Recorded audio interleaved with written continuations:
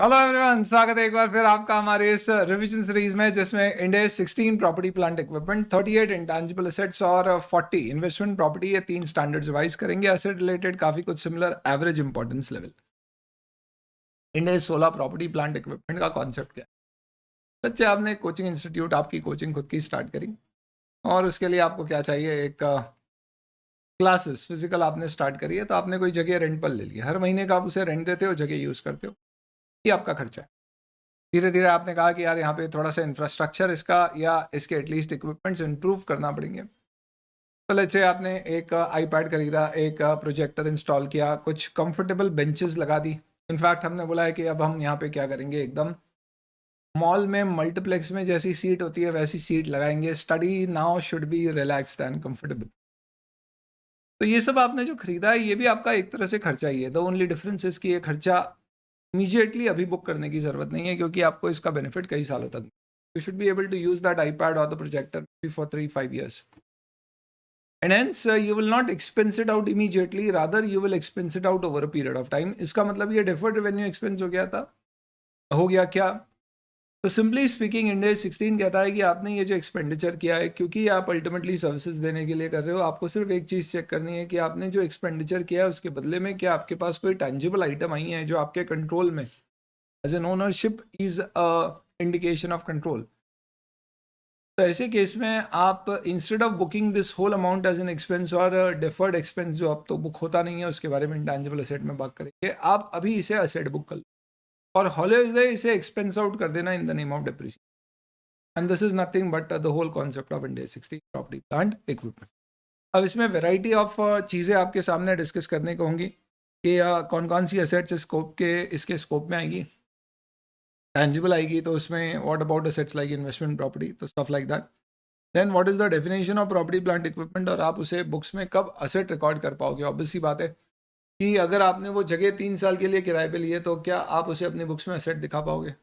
May be वो lease पर लिए तो right off use asset इंडेज 116 book होगा। लेट्स से वो लीज 11 महीने की और रिन्यू होती है बार बार, तो मे बी आप शॉर्ट टर्म लीज का एग्जाम्पशन यूज करेंगे। Stuff like that is something which we will have to discuss कि कब रिकॉग्नाइज कर पाएंगे।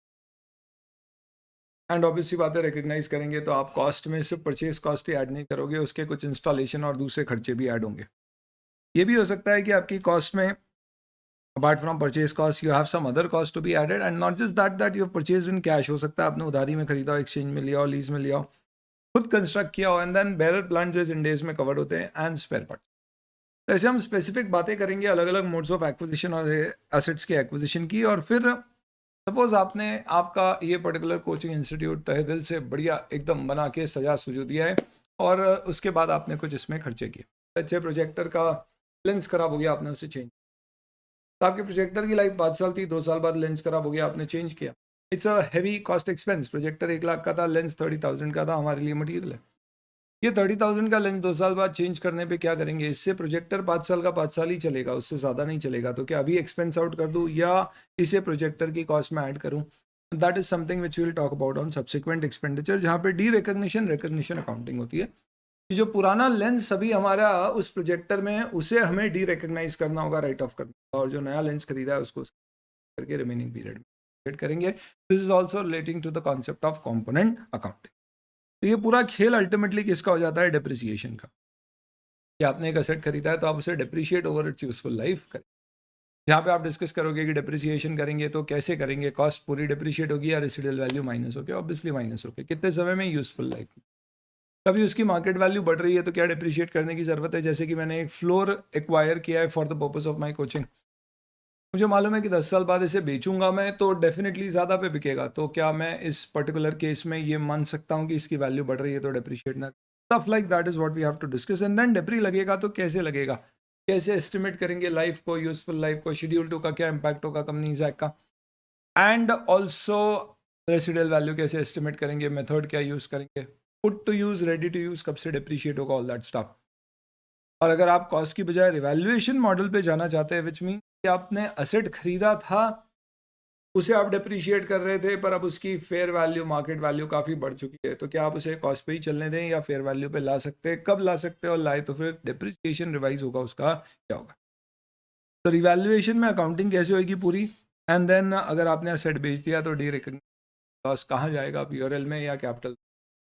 इससे रिलेटेड कुछ डिस्क्लोजर्स, डीम कॉस्ट एग्जाम्पशन और फर्स्ट टाइम अडॉप्शन से रिलेटेड कुछ बातें, any which is we are going to discuss first time adoption all together separately. Apart from that we are going to discuss to क्या कहता है companies act का भी, ये भी बात करें। It's a lengthy standard but nevertheless बहुत ज़्यादा डिफिकल्ट या एज सच कॉम्प्लिकेटेड नहीं है। सबसे पहले ये स्टैंडर्ड किसके ऊपर एप्लीकेबल है?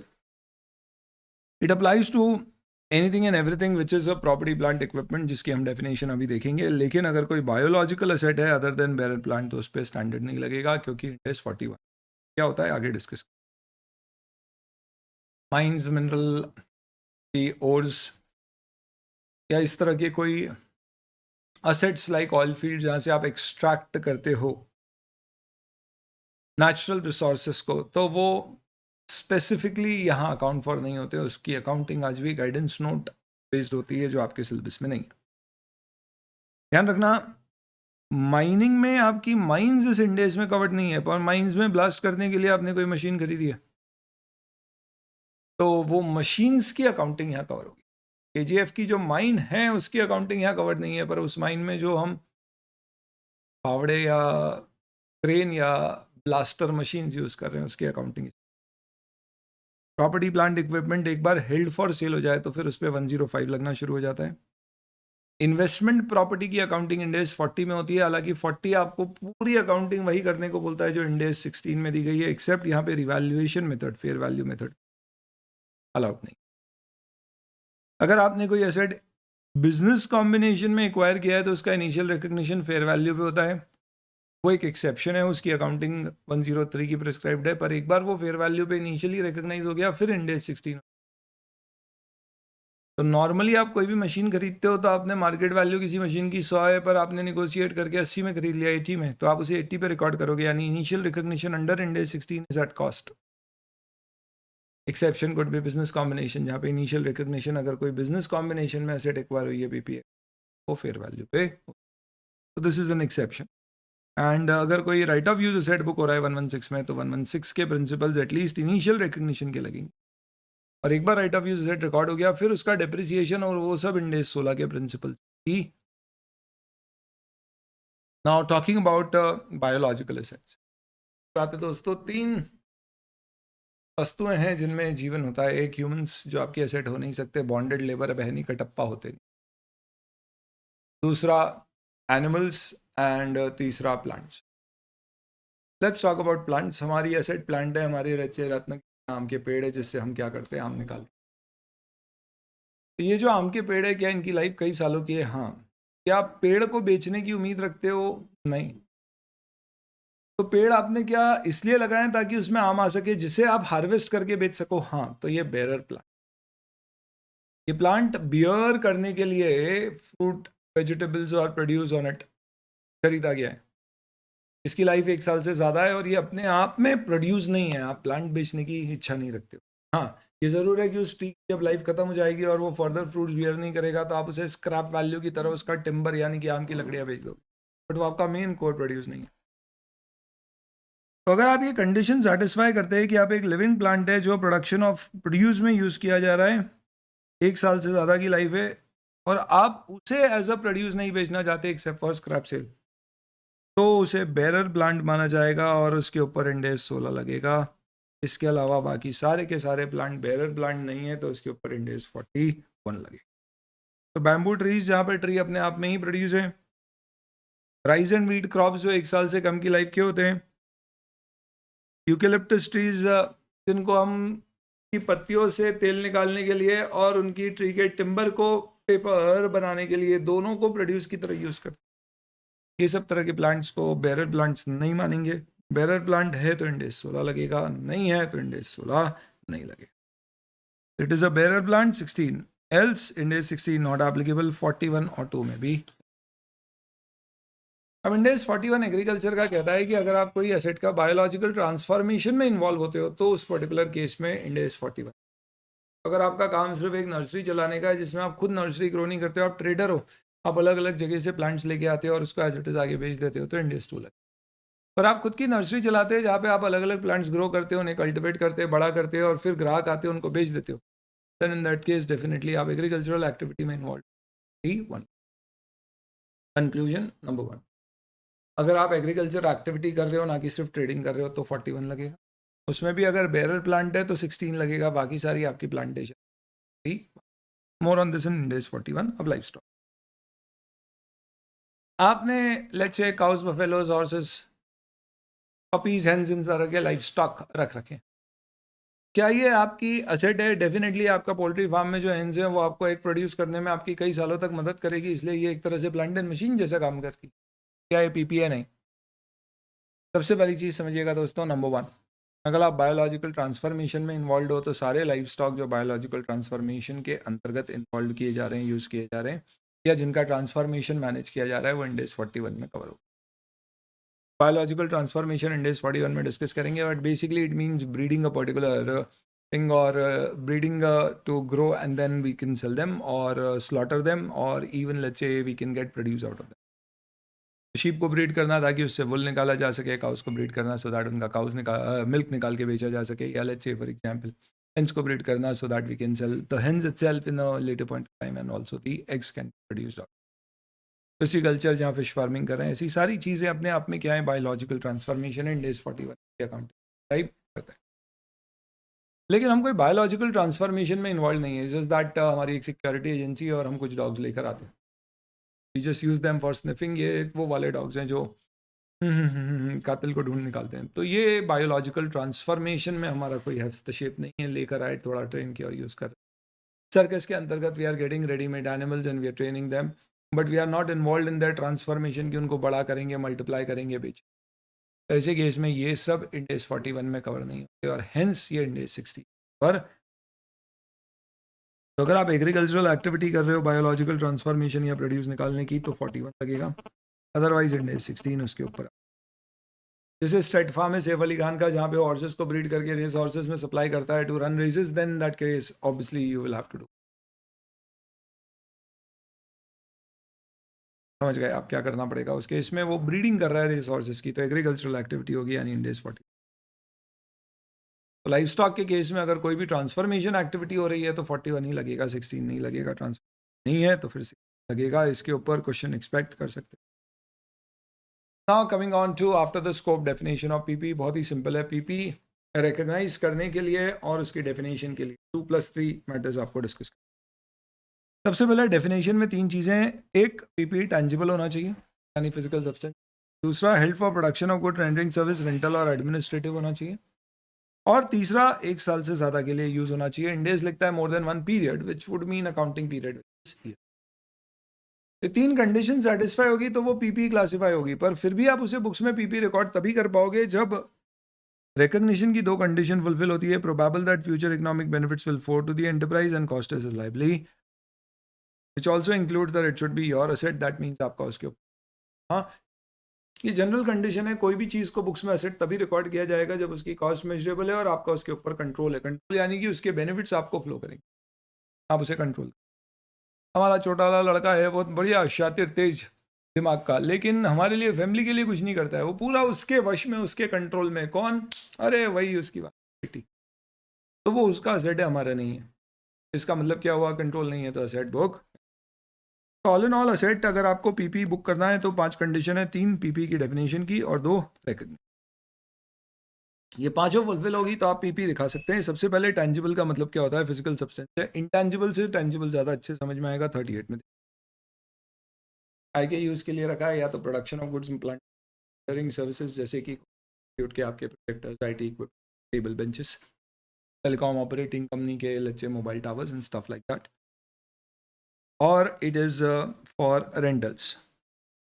रेंटल्स में कुछ रेयर केस में इन्वेस्टमेंट प्रॉपर्टी भी हो सकती है। We will discuss that a little later Ind AS 40। या ऑफिस यूज़। कई बार ऐसा सवाल आता है कि हमने पेंटिंग खरीद के ऑफिस में लगाई है, क्या ये पीपी? कोर्स, भले ही इससे हम कोई रेवेन्यू जनरेट नहीं कर रहे हैं, बट ये अल्टीमेटली हमारे ऑफिस के use. Even a television or a music system installed in the canteen of the factory, which is not helping us in production, but it is a part of our administrative office employee use asset, will be treated as a PP.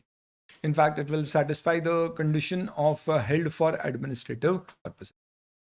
तो security camera या कोई law के compliance के लिए ली गई assets या pollution control equipments to ensure that we are environmentally safe, ये सब तरह की एसेट्स भले ही आपके प्रोडक्शन को इंप्रूव नहीं कर रही है, कुछ केस में रिड्यूस भी कर सकती है, एसेट मानी जाएंगे। इस कारण से सारी अकाउंटिंग नेचर की एसेट, सेल्स और डिस्ट्रीब्यूशन से रिलेटेड ये सारी एसेट जो लीगल कंप्लायंस सिक्योरिटी के लिए यूज हो रही है, इन सबको माना जाएगा एडमिनिस्ट्रेटिव पर्पस एफिशिएंटली अचीव कर रही है। तो ये एक कंडीशन हमारी पीपी जो है वो मीट करेगी। पीपी को रिकॉर्ड कब करोगे एसेट? जब उसकी कॉस्ट मेजरेबल है और future economic benefits expected to flow to the end. सबसे पहली बात, गारंटी नहीं है फ्यूचर इकोनॉमिक बेनिफिट्स होंगे। आपने कोचिंग स्टार्ट किया और बच्चे स्टूडेंट्स ना आए, फीस ना दें, आ तो जाए, there is no guarantee, but probable, उम्मीद होना चाहिए, मोर लाइकली देन नॉट कि एसेट से आपको बेनिफिट मिले। सेकंड, टू दी एंटरप्राइज का मतलब क्या है? ये हमारे कंट्रोल में, ये यूजुअली ओनरशिप से कंट्रोल आता है बट नॉट नेसेसरीली। तो कंट्रोल मीन्स कि उसके एसेट से होने वाले बेनिफिट्स आप अपने पास ले सकते हो, दूसरों को लेने से रोक सकते हो। हमारे ऑफिस के सामने एक पब्लिक पार्क है जहाँ पे हमारा डायरेक्टर बढ़िया बैठ के सारी मीटिंग करता है खुली हवाओं में, इधर उधर ताकते रहता है और मस्त धूप सेकता है, आंखें नहीं, और सामने जो लोग आते हैं उनको वहीं बैठ के काम करता है। इनफैक्ट हमारा जो ऑफिस है उसके सामने जो पार्क है वहाँ पे एज सच और कोई बिल्डिंग्स ही नहीं है, तो हम ही लोग यूज़ करते हो। क्या हम उसे अपनी एसेट मान ले? नहीं, क्यों? क्योंकि वो हमारे कंट्रोल में नहीं है, कल दिन गवर्नमेंट उसे बंद कर सकती है, दूसरे लोग यूज़ करना चाहेंगे तो हम, तो इस कारण से ये एसेट रिकग्नाइज होने के लिए क्वालिफाई नहीं होती। फॉर दैट पर्टिकुलर रीजन आप इसे खर्चा अगर आप कुछ कर भी रहे हो उस पार्क पे तो आप उसे अपनी asset book. Then measurable cost, normally आपने कोई भी एसेट खरीदी है तो उसकी कॉस्ट मेजरेबल होगी। प्रॉब्लम इंटेंजिबल में ज़्यादा आती है, ये कंडीशन होना चाहिए। कंट्रोल कैसे एविडेंस किया जा सकता है ये बताया गया है। ये दोनों कंडीशन नॉर्मली कभी भी आप एसेट बुक करोगे किसी भी एक्सपेंडिचर तो प्रूव करना।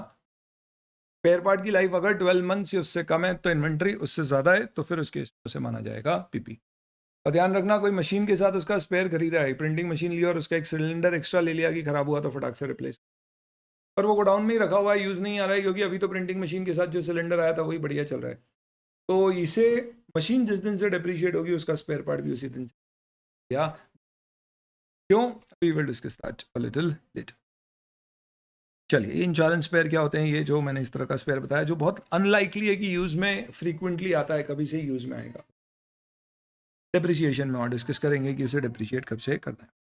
अब पीपी को इनिशियली हमेशा कॉस्ट पे रिकॉग्नाइज किया जाता है, बिजनेस कॉम्बिनेशन उसका एकमात्र एक्सेप्शन। कॉस्ट में तीन चीज़ें आपको डिस्कस करनी है, एक तो आपने जो खरीदा है उसकी कॉस्ट, परचेज कॉस्ट, दूसरा इन्वेंट्री की तरह पीपी को भी आप लेकर आए, आपने फैक्ट्री पे इंस्टॉल किया तो उससे जो डायरेक्टली रिलेटेड खर्चे थे वो सब जुड़ जाएंगे, और तीसरा, अगर आपने वादा कर रखा है, आपके सर पे ऑब्लिगेशन है कि जहाँ पे आपने मशीन या अपनी पीपी इंस्टॉल की है उस जगह को आपको वापस से रिस्टोर करके पहला जैसा करके सामने वाले को देना होगा, तो जैसे ही आप पीपी इंस्टॉल कर रहे हो वैसे ही आपके सर पे वो ऑब्लिगेशन आ गया है जगह को साफ करके। इसका मतलब यह है कि भाई देखो, घर में बच्चे खेलते हैं रूम में तो उनको साफ साफ मम्मी बोल देती है कि देख, जब भी तू रूम से बाहर निकलेगा तो पूरी रूम साफ करके जाना। तो आप बताइए उसको रूम साफ करने का ऑब्लिगेशन कब आ रहा है? जब उसने रूम खराब कर दी या जब बाहर निकल रहा है? टेक्निकली स्पीकिंग जिस समय उसने रूम खराब कर दी उसी समय उसके ऊपर ऑब्लिगेशन आ गया साफ करने का, क्योंकि एक ना एक दिन उसको बाहर तो रूम से निकलना ही, या एक ना एक समय तो निकल, तो भले ही वो इनकर कब करेगा, जब वो बाहर निकलेगा तब सफाई करेगा, बट उसकी लाइबिलिटी किस समय आ गई? जैसे उसने ही खर्च किया, या सॉरी, या रूम में बिखेरा किया। सेम इसी तरह से लेट्स से मैंने कोई गवर्नमेंट लैंड पर I have installed a mobile tower and the government has said that we've given you land on lease for 5 years. After 5 years you'll have to move this tower back and you'll have to restore the land to the original position. In such particular case, the day when I've installed the mobile tower, at that very day I knew that I'll have to incur expenses in, तो ये जो खर्चे मुझे future में करना होंगे ये मेरे आज ही ऑब्लिगेशन आ गए। जिस दिन टावर इस्टेब्लिश हुआ है तो मुझे आज ही इसका प्रोविजन बनाना होगा कि बात कितना खर्चा लगेगा, उसकी प्रेजेंट वैल्यू आज एसेट की कॉस्ट में, और इधर ये प्रोविजन इंडेक्स 30 इसे प्रोविजन फॉर डीआरएस यानी D commissioning, restoration and similar liabilities का प्रोविजन कहते हैं। तो ये तीनों का डिस्कशन अब इलैबोरेट करते हैं। सबसे पहले let's talk about the initial cost of the purchase cost. इसमें रिकवरेबल टैक्सेस कुछ भी ऐड नहीं होंगे, बाकी सारे टैक्सेस जो रिकवरेबल नहीं है वो ऐड होंगे। रिकवरेबल मतलब आपके लिए रिकवरेबल, मैं कॉम्पोजिशन स्कीम में और जीएसटी पे किया है, मेरे लिए रिकवरेबल। मेरे पास खूब सारा क्रेडिट है तो मैं मशीन्स के ऊपर जो जीएसटी होता है उसका आईटीसी नहीं लेता हूँ और उसे कॉस्ट का पार्ट मानता हूँ, तो वो माना जाएगा आपकी कॉस्ट का पार्ट है। क्यों? क्योंकि आपके लिए वो रिकवरेबल। ट्रेड डिस्काउंट कोई भी मिले तो माइनस होंगे। What is trade discount? सारे upfront discount. What about cash discount? तो कैश डिस्काउंट का रूल सिंपल है, अगर आपने लेट्स से 100 रुपए की एसेट 110 में खरीदी क्योंकि आपको 1 साल का एक्सटेंडेड क्रेडिट दिया है, तो डेफिनेटली एसेट की प्राइस ही 100 रुपए, और 10 रुपए का जो एक्स्ट्रा क्रेडिट का एक्स्ट्रा पैसा आप दे रहे हो वो आपका ब्याज का एक्सपेंस है, जो एसेट की कॉस्ट में ऐड नहीं होगा, पीआरएल में बुक होगा। अब आपने यहाँ पे 6 महीने बाद ही पैसा दे दिया तो आपको डिस्काउंट मिला, तो आपका ब्याज का खर्चा कम बुक होगा, एज सिंपल। लेकिन ऐसा नहीं था, नॉर्मली हम हर किसी को मशीन बेचते हैं तो 6 महीने के क्रेडिट में बेचते हैं और उसके 1 करोड़। तो ऐसे केस में फिर हम कह सकते हैं कि 1 crore is the cash price also and it is the credit price also. In fact company cash में या क्रेडिट में बेस्ड ऑन कितना पुराना कस्टमर है उसके आधार पर डिसाइड करती है कि पुराने लोगों को क्रेडिट देती है, नए लोगों को नहीं देती, प्राइस सबसे। अब ऐसे केस में मैंने 1 करोड़ में 6 महीने के क्रेडिट के साथ खरीदा, 3 महीने बाद जाके मैंने बोला यार पैसे आ गए दे देता हूँ, उन्होंने बोला दे दो, हमने बोला डिस्काउंट, उन्होंने बोला नहीं मिलेगा, हमने बोला अरे नहीं है पैसे, ऐसे ही मजाक करा, बोला चलो 1% डिस्काउंट, मैंने बोला अरे पैसे वापस आ गए, ये ले।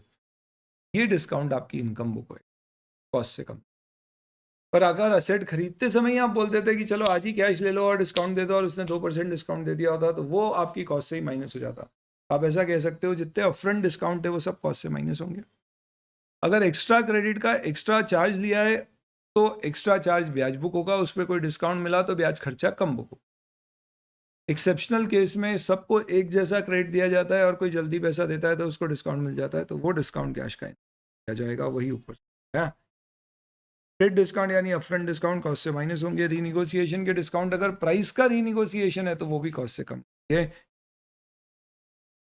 Very important directly attribute.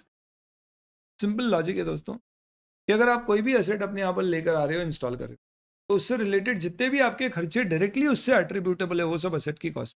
ये what do I mean by directly attributable cost? Simple logic है कि अगर आप उस एसेट को नहीं ला के इंस्टॉल नहीं करते तो वो खर्चा नहीं लगता। तो मुझे एक कार खरीदनी थी, समझ नहीं आ रहा है कौन सी खरीदूँ, तो मैंने अपने एक कंसल्टेंट को अपॉइंट किया और उसको बताया कि सबके फ़ायदे नुकसान, कंपैरिजन करके हमें एक पूरी शीट बना के दे दी कि भाई देखो BMW, मर्सिडीज, जैगुआर, इन सब में फ़ायदे नुकसान। अब ऐसी सिचुएशन में मैंने उसकी रिपोर्ट ली, उसको उसके लिए 10,000 रुपये दिए और फिर डिसीजन लिया कौन सी कार लेना है। क्या वो 10,000 रुपये कार की कॉस्ट में ऐड हो सकता है? नहीं, बिकॉज वो संक कॉस्ट है, आप कार नहीं भी खरीदते तो वो पैसे देना पड़ता। आपको ये देखना है कि ये खर्चा अगर कार नहीं खरीदता या एसेट नहीं खरीदता तो नहीं होता, तो ही है डायरेक्टली एट्रीब्यूट। डायरेक्टली एट्रीब्यूटेबल यानी कि because of the reason of acquisition of asset this expense, वो है इस कारण से मैं उधारी में चल रहा हूँ। हमारे दोस्त ने बोला तू रहने दे, वो नहीं होती तो भी तू उधार में रहता है, इसका मतलब मेरा उधार उससे डायरेक्टली एट्रीब्यूटेबल नहीं है, क्योंकि हमारी ये हरकतों के कारण हम उधारी में जी रहे हैं। तो क्या कहता है इंडेस? इंडेस कहता है डायरेक्टली एट्रीब्यूटेबल का मतलब है that expenditure which would have been avoided had this particular asset not acquired or installed। तो आपको ये सारे खर्चे एसेट की कॉस्ट में। अब अगला सवाल आता है कब तक? till the asset is brought to the location and condition necessary for it to be capable of operating in the manner intended by the man। तो अगर मैंने कोई मशीन इंपोर्ट करी और मैं चाहता हूँ बैंगलोर फैक्ट्री में इंस्टॉल करूंगा, तो बैंगलोर फैक्ट्री के लाने तक के सारे खर्चे उसकी मशीन की कॉस्ट में, क्योंकि मैनेजमेंट का इंटेंडेड यूज, उसकी location of use is Bangalore. अब जब मैं बैंगलोर में मशीन लेकर आया तो मुझे उसे इंस्टॉल करना है, और इंस्टॉल करके मैं उसका ट्रायल रन करूँगा, और एक बार ट्रायल रन के बाद मुझे लगा कि वो प्रॉपरली ट्यून हो चुकी है, फिर मैं उसका कमर्शियल प्रोडक्शन शुरू करूँ। ये सारे खर्चे एसेट की कॉस्ट में ट्रायल रन तक ऐड। कई बार सवाल आता है कि यार कोई खर्चा अवॉइडेबल था, जैसे मैंने मशीन जहाँ पर इंस्टॉल करी वहाँ पे लेट्स से फॉर एग्जांपल मैंने कुछ एक्स्ट्रा केसिंग इंस्टॉल करी है ताकि मशीन के ऑपरेशन स्मूथ रहे, उसके बिना भी मशीन चल सकती थी, बट उससे क्या होगा कि मशीन में थोड़ा सा मूवमेंट कम होगा, जिस कारण से मशीन के ऑपरेशन स्मूथ रहे। तो ये खर्चे भी ऐड होंगे, भले ये अवॉइडेबल थे from others perspective. It is not avoidable और अनअवॉइडेबल, यहाँ पे नेसेसरी का मतलब is from the perspective of the management. मैंने एक कार खरीदी और मुझे लगता है ये कार मेरे लिए यूजेबल तभी होगी जब इसमें मैं 3 तरह के अलग अलग हॉर्न, 2 तरह की एक्स्ट्रा लाइट्स लगाऊंगा। ये सारे खर्चे कार की कॉस्ट में ऐड किए जा सकते हैं, बिकॉज मेरे लिए वो रेडी फॉर यूज तभी होगी। बिल्डिंग बनाई, उसका कलर कराया और बढ़िया वाला कलर कराया, शानदार वाली टाइल लगाई, भले ही सिंपल टाइल से भी काम हो जाता, तो ऑडिटर ये नहीं सोचेगा, अकाउंटेंट ये नहीं सोचेगा कि ये खर्चा वेस्टफुल है। सेम मशीन में एल लिफ्ट करा के लाया, जबकि मैं शिप से लाता तो आधे कीमत में आ जाती, तो हम ये नहीं सोचेंगे ये ज़्यादा खर्चा लगाए तो ऐड नहीं होगा। डेफिनेटली सारे खर्चे ऐड होंगे, बिकॉज हमें ये नहीं सोचना है खर्चा ज़रूरी था या नहीं, मैनेजमेंट ने किया है तो ज़रूरी ही होगा।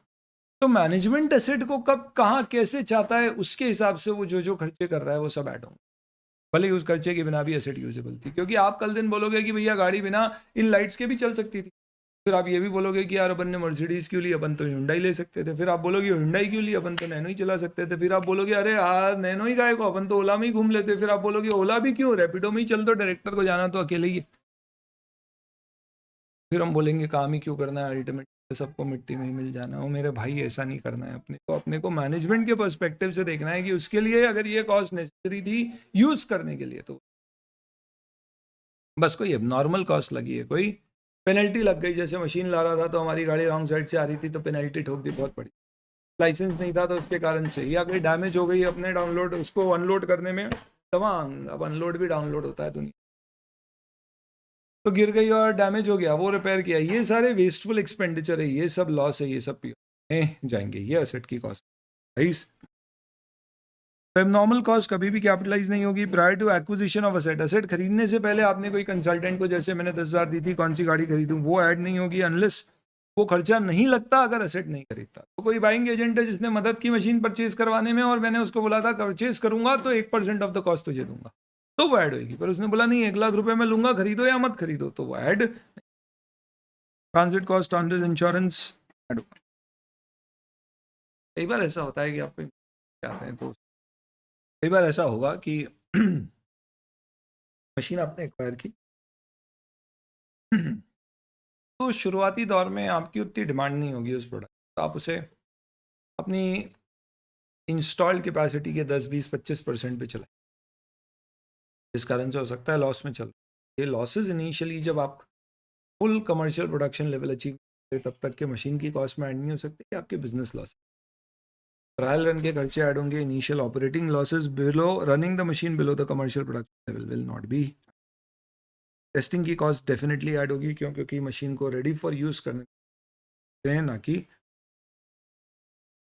कोई भी जनरल एडमिन ओवरहेड जो आप असेट पीपी एक्वायर करते नहीं करते लगी रहे ऐड नहीं होंगे, कभी भी सेल्स और डिस्ट्रीब्यूशन के ओवरहेड उसमें ऐड नहीं हो सकते, कोई एबनॉर्मल एक्सपेंस ऐड नहीं हो सकता, इनिशियल ऑपरेटिंग एक्सपेंस। असेट खरीदने से पहले के खर्चे जो असेट खरीदो या नहीं खरीदो लग रहे हैं ऐड नहीं होंगे, यूज़र ट्रेनिंग फीस इंस्टॉल कर दिए पर लोगों को चलाना नहीं आती है, तो सिखाने से मशीन रेडी टू यूज़ नहीं put to, in fact user ready to use हो रहा है, ना कि मशीन। मशीन ये नहीं सीख रही है कि लोग मुझे कैसे चलाएंगे, लोग सीख रहे हैं मशीन कैसे चलेगी। गाड़ी खरीद ली, अपने को चलाना नहीं आता, ड्राइविंग स्कूल ज्वाइन करी ताकि समझ में आए गाड़ी कैसे चलाऊं, तो इससे गाड़ी चलना नहीं सीख रही है, मैं चलाना सीख रहा हूँ, वो कॉस्ट गाड़ी की कॉस्ट में ऐड। एक बार रेडी टू यूज हो जाए उसके बाद के खर्चे पुट टू यूज तक के ऐड नहीं होंगे, unless subsequent expenditure qualifies to be added, वो अपन करेंगे। कई बार ऐसा होता है आप बिल्डिंग बना रहे हो तो आपकी अभी की पुरानी फैक्ट्री रेनोवेट कर रहे हो, तो ऑपरेशन आपने शिफ्ट किया दूसरी जगह, तो ये जो शिफ्टिंग के एक्सपेंस है ये नई फैक्ट्री या बिल्डिंग में ऐड, क्योंकि वो ऑपरेशन रन करने का खर्चा है, ना कि बिल्डिंग। और बोरिंग कॉस्ट इंडेस 23 परमिट करेगा। डीएसआर कॉस्ट मैंने आपको बताया क्या होता है, इसमें आपको एक चीज़ ये ध्यान रखना है कि डीएसआर कॉस्ट तभी बुक की जाती है जब आपका ऑब्लिगेशन है, यानी अनअवॉइडेबल है, आप उससे बच नहीं। अगर वो सेट को इंस्टॉल करने से रिलेटेड है तो असेट की कॉस्ट में इनिशियल रिकग्निशन में ऐड हो जाएगी।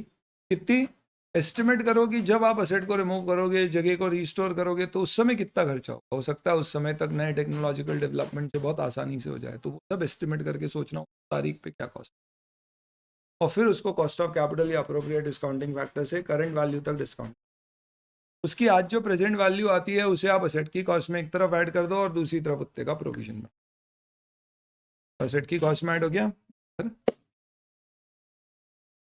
प्रोविजन में अब आप अनवाइंडिंग ऑफ इंटरेस्ट करोगे, जैसा एसीएम मेथड में फाइनेंशियल इंस्ट्रूमेंट में करते हैं, और वो ब्याज हर साल खर्चा आप, और असेट की कॉस्ट में जो इनिशियली ऐड किया था वो रिमेनिंग असेट की लाइफ में डेट।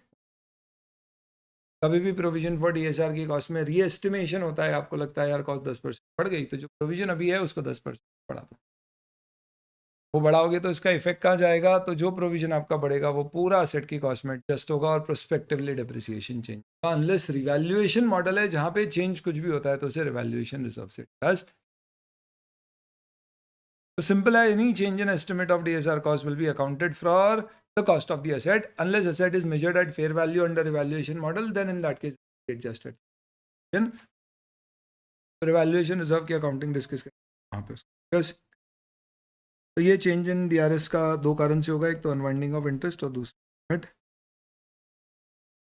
एक चीज़ आपको और ध्यान रखना है कि DRS की कॉस्ट एक तो PP इंस्टॉलेशन के कारण लगती है, दूसरी हो सकती है कि आपके मैन्युफैक्चरिंग ऑपरेशंस प्रोडक्शन एक्टिव। इसका मतलब यह है कि लेट्स से फॉर एग्जांपल मैंने एक में जाके ऑयल रिग इस्टेब्लिश करी है जहाँ से मैं ड्रिलिंग करूँगा, बोरिंग करूँगा और तेल। सी बेड खराब होगा, सरकार ने बोला पहले जैसा करके।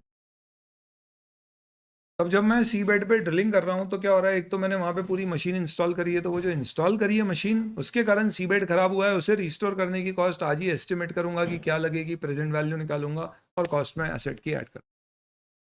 पर ड्रिलिंग करने के बाद और मेरा सी बेड खराब होगा तो उससे रिलेटेड जो कॉस्ट है वो cost of production to account for that is not relation but due to operation will be added to the cost of production and hence cost of inventory बढ़ाएगी, ना कि पीपी की।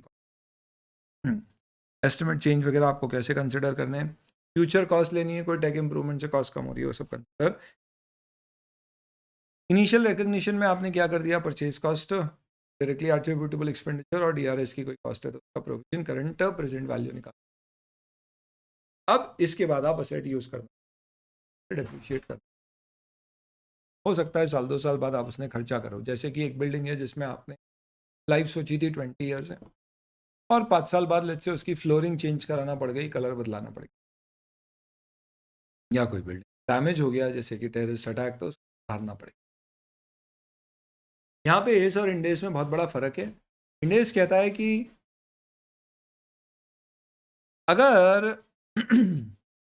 आपकी एसेट का कोई भी कंपोनेंट आपने किया है तो जो कंपोनेंट आपने हटाया है उसका जो अभी कैरिंग अमाउंट आ रहा है आपके टोटल एसेट के कैरिंग अमाउंट से, उसको क्रेडिट करो और वो लॉस भी। और जो आपने नया कंपोनेंट इंट्रोड्यूस किया है उसे डेबिट करो एसेट की कॉस्ट में और कैश बैंक क्रेडिट, और इस कंपोनेंट को इसकी रिमेनिंग यूजफुल लाइफ में गेट कर दो। तो उदाहरण के तौर पे एक सिंपल सा एग्जांपल लेता हूँ, 1 लाख रुपए का मैंने ये मोबाइल, इस 1 लाख के मोबाइल की लाइफ लेट से मैंने 5 साल मानी। 5 साल बाद मुझे रेसिडुअल वैल्यू इसकी 0 लग रही थी तो 20,000 हर साल में डिप्रिशिएट कर रहा। 2 साल में मैंने 40,000 डिप्रिशिएट कर दिया, 60,000 पर ये आ रहा है।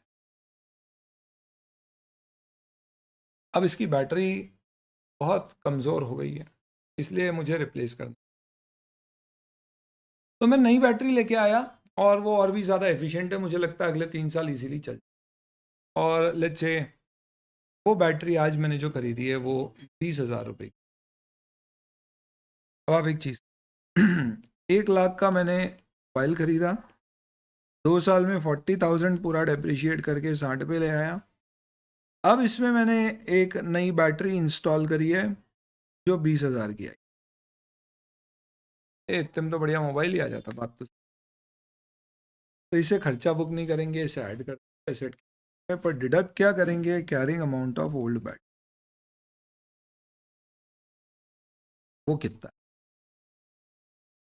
अब आप ये देखो कि जब मैंने ये एसेट खरीदा था उस समय इसकी बैटरी कितने की आ रही थी।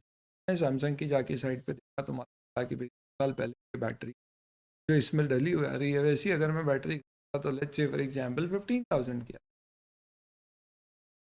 तो इसका मतलब कि इस 1 लाख में 15,000 रुपये की बैटरी शामिल है। जैसे आप 5 साल में यानी कि 3,000 पर एनम से 6,000 रुपये डिप्रिशिएट ऑलरेडी कर चुके हो as a part of 1 lakh और 40,000, यानी आज इसका कैरिंग अमाउंट 9,000 आ रहा है, तो आप ये 9,000 को यहाँ से हटा दें और ये प्योर एल में डेबिट कर और अब आपकी एसेट कितने पे आ जाएगी, 71। लेट्स से इसकी रिमेनिंग लाइफ 3 इयर्स है, आप इसे 3 इयर्स में डिप्रिशिएट इसे कहते हैं derecognition, recognition accounting, derecognise the carrying amount of the replace part. And what is the carrying amount of the replaced past? Its original cost less the depreciation already. And recognize the cost of the replaced part by adding to the asset. This is only applicable when the part replaced has a life of more than 1 year. अगर ये battery हर साल change करने वाली होती तो फिर ये recurring expense like ordinary. Simple. Suppose आपको ये पता नहीं पड़ रहा है कि 3 साल पहले ये बैटरी कितने की आती, क्योंकि वो इन्फॉर्मेशन आज अवेलेबल नहीं है और उस समय हमने ध्यान नहीं दिया. तो फिर दूसरा तरीका है कि आप एक डीम्ड कॉस्ट निकालो कि आज आपने ये जो बैटरी खरीदी है ये 20,000. आप देखो जो बैटरी इसमें लगी हुई है ये सिमिलर बैटरी है क्या? हमने बोला नहीं, इसमें जो बैटरी लगी हुई है लेट्स से फॉर एग्जांपल आज वैसी बैटरी 18,000 की मैंने उससे थोड़ी बेहतर ली है. तो आज 18,000 की है तो 3 साल पहले कितने की होगी या 2 साल पहले कितने की होगी? मे भी इन्फ्लेशन 5% अगर मैं लूँ तो उसको मैं 2 साल से 5% से क्या करूँगा, प्रायर डेट की वैल्यू निकालूंगा और वो उसकी deemed cost on date of acquisition, उसके ऊपर 20% एसएलएम का डिप्री लगा के जो कैरिंग अमाउंट. तो ये तरीका है जब भी कोई पार्ट रिप्लेस. हाँ, सबसे सही तो ये होता कि जिस दिन मैंने ये मोबाइल खरीदा था उसी दिन मैं कंपोनेंट अकाउंटिंग से डिप्रिसिएशन चार्ज करता. अगर मुझे पता होता कि लाइफ 2 साल की बैटरी तो मैं उसी दिन निकाल लेता. बैटरी की कॉस्ट अलग, एसेट की कॉस्ट अलग, और जो बैटरी की कॉस्ट है उसको फिर 2 साल में डिप्रिशिएट कर देता और बाकी मोबाइल को 5. जैसे कि मैंने एक एयरक्राफ्ट खरीदा है जिसके अंतर्गत मुझे लग रहा है कि उस एयरक्राफ्ट की लाइफ 20 साल है पर उसके इंजन की लाइफ 30 ईयर्स है, तो मैं पहले ही तारीख पे क्या करूंगा, बुक्स में दिखाऊंगा एक ही एसेट एयरक्राफ्ट, पर डिप्री कैलकुलेट करते समय 2 कंपोनेंट निकाल दूंगा. इंजन 30 ईयर्स की लाइफ में डिप्रिशिएट करूंगा और other parts of the aircraft. तो टोटल डिप्रिसिएशन हर साल जो टोटल है वो चार्ज कर दिया जाएगा, पर मेरे वर्किंग नोट में मैं बाइफर्केशन कर दूंगा. कॉम्पोनेंट कहते हैं. अगर वो होता तो फिर कोई प्रॉब्लम ही नहीं होती. हर कंपोनेंट की मुझे कैरिंग अमाउंट अलग से पता होती, मैं उसे डी रिकग्नाइज करके नया कंपोनेंट रिकग्नाइज एसेट की कर देता. This is basically the logic which you will have to follow.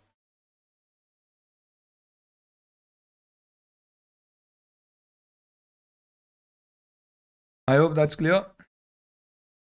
तो सब्सिक्वेंट एक्सपेंडिचर में क्या होगा, अगर आपने कोई भी रिप्लेसमेंट किया है आप कैरिंग अमाउंट डी रिकग्नाइज करोगे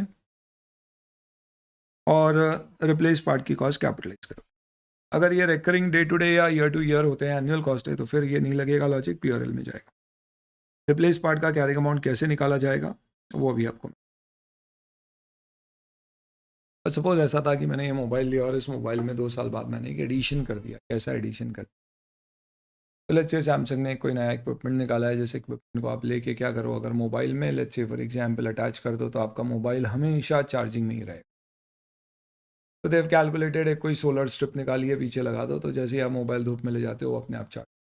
वो यूज़ इसी के साथ हो सकता है और उसका कोई यूज़ नहीं है. तो मैं ये लाया, इससे ऑब्वियसली बात है दिस इज एन एडिशन. क्यों? क्योंकि टेक्निकली स्पीकिंग ये मैंने इस पर खर्चा किया, इससे ऑल टुगेदर मुझे डिफरेंट बेनिफिट्स मिले, तो मैं इसे एसेट की कॉस्ट में. सपोज मैं कहता 2 साल बाद मैंने एक ब्लूटूथ हेडसेट खरीद लिया जिससे कि मैं अब आसानी से ब्लूटूथ यूज़ करके बात कर सकता हूँ लोगों से, तो वो अपने आप में एक सेपरेट असेट क्लासीफाई किया जा सकता है, भले ही वो इसके साथ यूज़ होगा, but it will satisfy the definition of PP on its own. It's same like building के अंदर अगर आपने एसी लगाया तो ऑब्वियसली बात है बिल्डिंग नहीं है तो एसी का कोई मतलब नहीं है, खुले में तो लगाओगे नहीं. बट इसका मतलब ये नहीं है कि वो बिल्डिंग ही है, वो अपने आप में एक सेपरेट आइडेंटिफाइबल एसेट है, तो आप एसी को सेपरेट एसेट बुक करोगे rather than adding it to the off. अगर वो रिकग्निशन क्राइटेरिया मीट करेगा, future economic benefits expected to flow to the enterprise and cost measurable है, तो आप उसे एसेट बुक करोगे, इसको एडिशन को, और एसेट की कॉस्ट में ऐड करके बुक कर लो या फिर पीआरएल में चार्ज कर लो.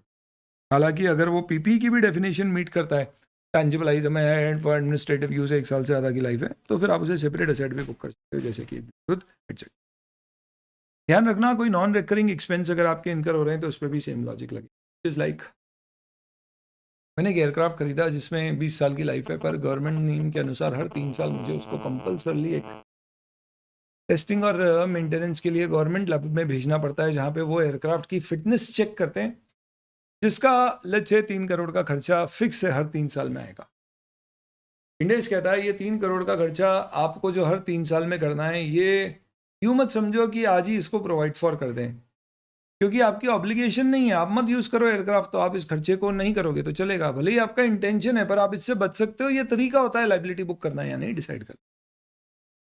आप बच सकते हो 3 साल बाद भी अगर आप ये खर्चा नहीं इनकर करोगे by not using the aircraft, तो आपको ऑब्लिगेशन आज बुक नहीं। 3 साल बाद आपने 3 करोड़ का खर्चा एकदम से किया, फिर अगले 3 साल तक नहीं करना पड़ेगा।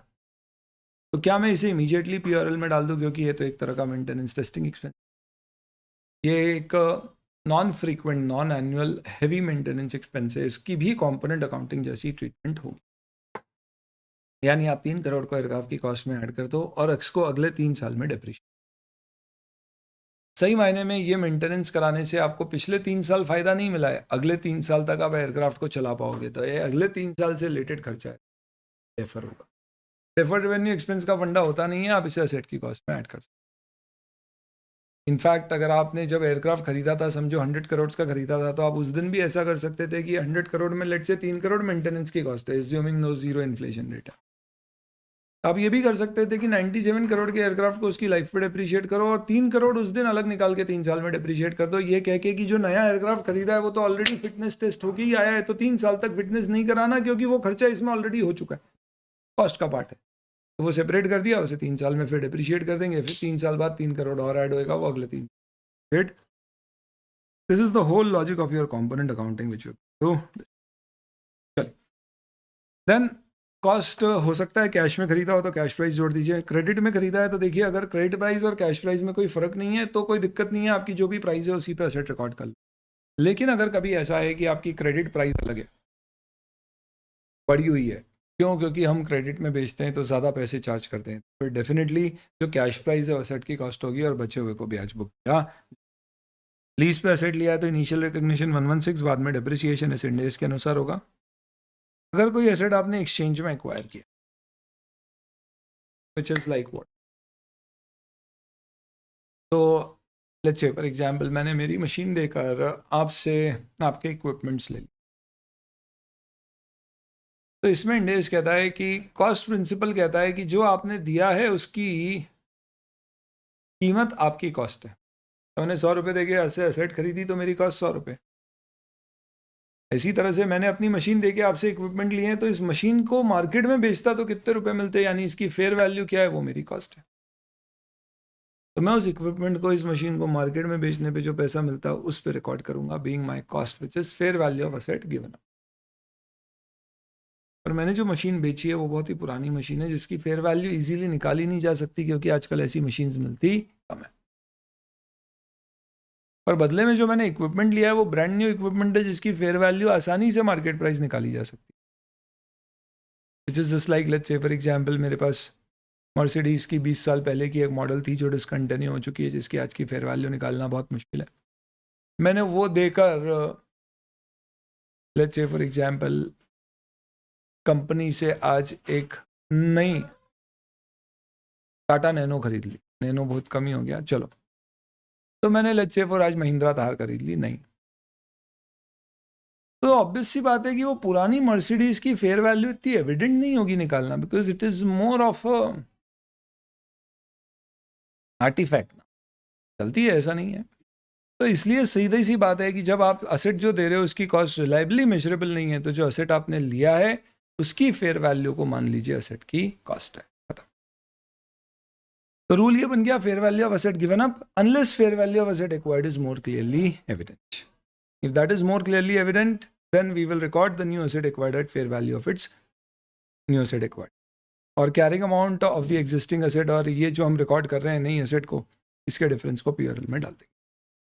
हालांकि अकाउंटिंग तभी की जाएगी जब एक्सचेंज का कमर्शियल सब्सटेंस है, विच मीन्स मैंने ये वाला मोबाइल आपको देके सेम यही वाला मोबाइल आपसे उतना ही पुराना ले लिया, जस्ट दैट ये ब्लैक कलर का आपके पास रेड कलर का था, कोई कमर्शियल सब्सटेंस। मेरी ज़मीन सेम पड़ोस में आपकी ज़मीन है, आपस में एक्सचेंज कर ली, कोई कमर्शियल सब्सटेंस नहीं है, सेम लोकेशन, साइज और क्वालिटी है लैंड की। तो एक्सचेंज को फिर उस केस में हम सिंपल क्या करेंगे, जितनी वैल्यू पे हमारा असेट अभी आ रहा था उतनी वैल्यू पे नया असेट बुक कर देंगे, क्योंकि कोई कमर्शियल सब्सटेंस कब माना जाता है, कमर्शियल सब्सटेंस नहीं है।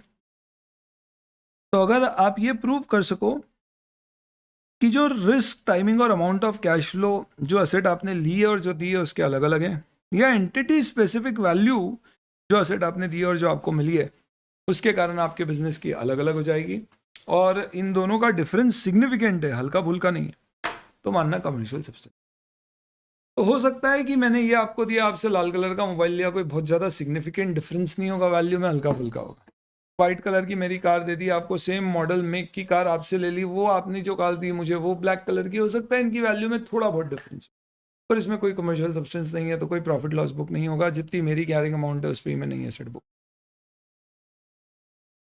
बट अगर मैं कहता हूँ कि नहीं एसेट का नेचर ही अलग है, उसके रिस्क टाइमिंग ही अलग है, जैसे कि मैंने अपनी कार देके आपसे ट्रक ले ली, या anti specific value because of the change in operation is significant. इसका मतलब क्या है, लेट्स से फॉर एग्जांपल मेरी फैक्ट्री के पास में आपकी ज़मीन है और मेरी वैसी ही एक ज़मीन उसी एरिया में पर यहाँ से 1 किलोमीटर दूर है। दोनों ज़मीन की मार्केट वैल्यू, फेयर वैल्यू एक समान है, पर अगर ये ज़मीन एक्सचेंज हो जाए, वो 1 किलोमीटर दूर वाली आपको देके जो मेरी फैक्ट्री के पड़ोस में आपकी ज़मीन है वो मैं ले लूँ, तो मेरी एंटिटी के ऑपरेशंस में काफ़ी सिग्निफिकेंट चेंज हो जाएगा। क्यों? क्योंकि पास की ज़मीन को फिर मैं फैक्ट्री में लेके एक्सपेंशन ईजिली कर सकता हूँ। तो entity specific value of the cash flows which are going to change by giving that land and taking the nearby land from you is going to be significant. Then we will say it has a commercial substance. और है तो फिर exchange की accounting करना। कब मानते हैं fair value एक की दूसरे से ज़्यादा एविडेंट है? तो नॉर्मली नई एसेट की ज़्यादा एविडेंट होगी देन द ओल्ड एसेट, या कोई भी एसेट जिसकी एक्टिव मार्केट में डीलिंग होती रहती है उसकी फेयर वैल्यू ज़्यादा रिलायबल। अगर आपने कोई एसेट कोई फाइनेंशियल एसेट के अगेंस्ट में लिया है, जैसे मुझे किसी से 100 रुपये लेने थे, वो नहीं दे रहा है, तो मैंने बोला चल उसकी बजाय मैं क्या करता हूँ, तेरी एक एसेट ले आता हूँ, तो इसे एक्सचेंज नहीं माना जाएगा। ऑब्वियस सी बात है, इस केस में माना जाएगा कि आपने वो फाइनेंशियल एसेट फोरको करके एसेट लिए, तो उसकी जो बुक्स में वैल्यू थी, फेयर वैल्यू थी, उस पर आप एसेट को रिकॉर्ड करो। तो लेट्स से मुझे किसी से 1 करोड़ रुपए लेने थे, नहीं दे रहा है, तो मैं उसकी गाड़ी उठा के ले आया, तो मैं मानूंगा कि वो गाड़ी 1 करोड़ रुपए की है, अज्यूमिंग वो 1 करोड़ जो मैं बुक्स में दिखा रहा हूँ वो रियलाइजेबल वैल्यू पे आ रहा है, यानी उसमें कोई इंपेयरमेंट वगैरह बुक करना है तो पहले वो करेंगे और फिर उसके बाद उसी वैल्यू पे कार को रिकॉर्ड करें। शेयर्स देखिए, अगर आपने एसेट खरीदे हैं तो इंडेस 102 कहता है कि एसेट की फेयर वैल्यू पे शेयर्स रिकॉर्ड होंगे, ना कि शेयर वैल्यू पे एसेट होगा, प्रोवाइडेड एसेट की फेयर वैल्यू अवेलेबल है। तो ये एक्सेप्शनल, खुद ने एसेट बनाई है तो डेफिनेटली आपकी जितनी भी कॉस्ट एसेट को रेडी टू यूज करने तक की लगती है वो सारी ऐड होगी, जो अपन ने डिस्कस करी थी डायरेक्टली एट्रीब्यूटेबल कॉस्ट, वो ऐड होगी। इस दौरान ऑपरेशन शिफ्ट करना पड़े कहीं और तो उसके खर्चे यहाँ पे ऐड नहीं होंगे, कोई एबनॉर्मल कॉस्ट या एडमिनिस्ट्रेटिव जनरल ओवरहेड्स है वो नहीं होंगे, रीजनेबली एलोकेटेबल ओवरहेड्स ऐड होंगे, वो सेम प्रिंसिपल। बस कुछ बातें और ध्यान रखना है, एल&टी अपनी हेड ऑफिस बिल्डिंग बना रहा है तो उसने अपनी क्रेन यूज करी उसको बनाने के लिए, तो वो क्रेन का डिप्रिसिएशन भी एसेट की कॉस्ट में ऐड होगा, क्योंकि it is directly attributable to construction of the asset और रीजनेबली एलोकेटेड। ट्रायल रन के खर्चे भी ऐड होंगे। कोई एडवांस अगर आपने सप्लायर को इस दौरान दिया है तो उसे एडवांस दिखाया जाएगा, इसका मतलब क्या है, वो CWIP में ऐड नहीं होगा। तो जब तक एसेट अंडर कंस्ट्रक्शन होती है, capital work in progress ready to use हो जाएगी, तो CWIP क्रेडिट और PPA डेबिट। ध्यान रखना, CWIP रिवैल्यू नहीं होता है, कॉस्ट पे कैरी होता है, बट जब तक वो CWIP है तब तक उसमें खर्चा एसेट पे हो रहा है तो ये ऐड होगा। कोई सिर्फ एडवांस दिया है कॉन्ट्रैक्टर को या सप्लायर को टू सप्लाई गुड्स और मशीन और लेबर, वो कैपिटल एडवांस में नॉन करंट एसेट्स में अदर्स में दिखेगा, ना कि CWIP में ऐड होगा। इसके ऊपर शेड्यूल 3 से रिलेटेड ये क्वेश्चन भी आ चुका है। बाकी कौन से खर्चे ऐड होंगे नहीं होंगे, these are similar to what we have discussed. और ये सेल्फ जनरेटेड एसेट है, कब तक ऐड करते जाना कॉस्ट, तब तक आपका एसेट का रिकवरेबल अमाउंट से ज़्यादा उसकी कॉस्ट ना हो, नहीं तो फिर इम्पेयरमेंट लॉस बुक करना होगा एज पर। बेयर प्लांट क्या होते हैं ये समझा दिया, और इसकी अकाउंटिंग इंडेस 16 में कॉस्ट प्रिंसिपल से होगी। कई बार हो सकता है कि आप एक साथ एक जैसी बहुत सारी एसेट लाओ, जैसे 100 लैपटॉप लेके आ गया इन्फोसिस एक साथ, तो ये ज़रूरी नहीं है कि हर लैपटॉप अलग अलग रिकॉर्ड करो, वो आपका ऑप्शन है कि आपको 100 लैपटॉप एक एसेट बुक करना है या अलग अलग, बट प्रेजेंटेशन बैलेंस शीट में क्लास ऑफ एसेट वाइज होगा, बाकी अकाउंटिंग आपके ऊपर आप कैसे करना चाहते हो। इनिशियल रिकॉग्निशन हमेशा कॉस्ट पे होगा, पर सब्सिक्वेंट मेजरमेंट में आपके पास कॉस्ट और फेयर वैल्यू दोनों ऑप्शन है। ये समझने के लिए पहले depreciation, what is depreciation? Depreciation is nothing but basically systematic allocating the depreciable amount which is cost minus residual value of the asset over its useful life. और ये allocation के लिए we use a method which should represent the consumption of future economic benefits of the asset. तो ऐसे building है, आपको लग रहा है कि यार 30 साल की लाइफ है और 30 साल तक बिल्डिंग एक समान यूज हो रही है, तो SLM मेथड यूज करके आप डेप्रिशिएट 30 साल में कर दो। 100 करोड़ में खरीदी है, 30 साल बाद आपको लगता है उसकी 1 करोड़ रुपए की फेयर वैल्यू या रेसिडुअल वैल्यू बचेगी, तो 99 करोड़ को 30 ईयर्स में आप क्या करिए, 3.3 करोड़ हर ईयर डेप्रिसिएशन चार्ज कर दो। As simple.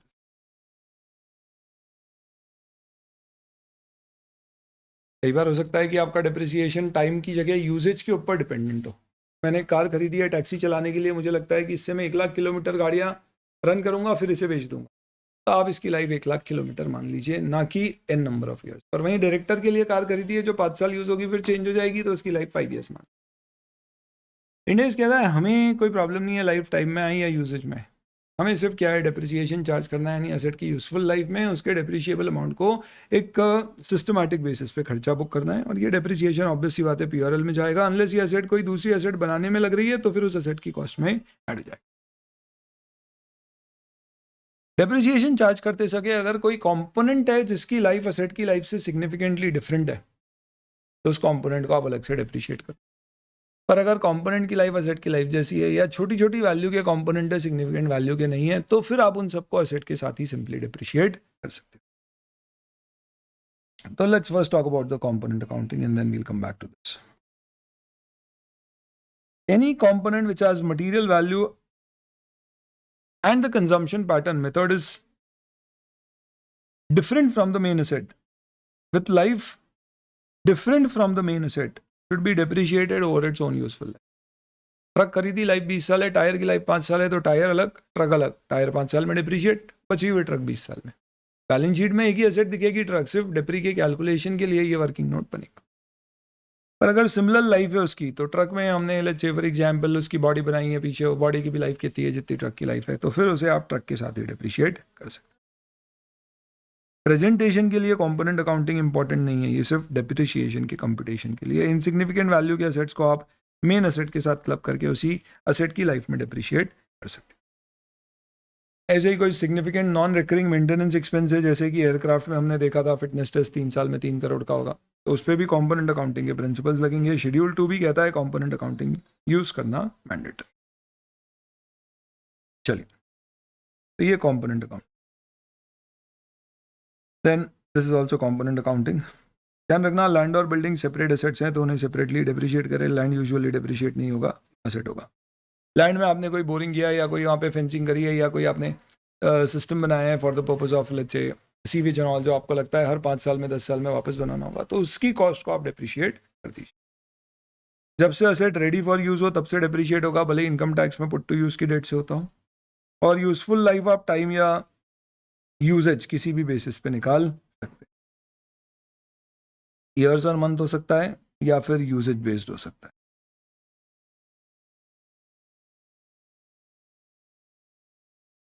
या रेवेन्यू बेस्ड हो सकता है। ये आंसर इज आप रेवेन्यू के प्रोपोर्शन में डिप्रिसिएशन चार्ज नहीं करोगे, क्योंकि asset let's say for example Jio ने अपनी एसेट्स डाली और साल भर तक फ्री में सेवाएं दी, तो इसका मतलब ये नहीं है साल भर तक डिप्रिशिएट नहीं हुई है उसकी एसेट्स, जबकि रेवेन्यू 0 है, तो रेवेन्यू के प्रोपोर्शन में डिप्री लगाना logically. Residual value, residual value क्या है दोस्तों? सबसे पहली चीज समझना, आज आपने एक कार खरीदी, तो लेट्स से फॉर एग्जांपल आज आपने बलिनो गाड़ी खरीदी है 10 लाख रुपए की, आपको लगता है 5 साल यूज करो, 5 साल बाद बेचोगे तो कुछ पैसे तो मिलेंगे, तो 5 साल बाद बलिनो की क्या मार्केट वैल्यू होगी और कितने में बिकेगी ये नहीं सोचना है।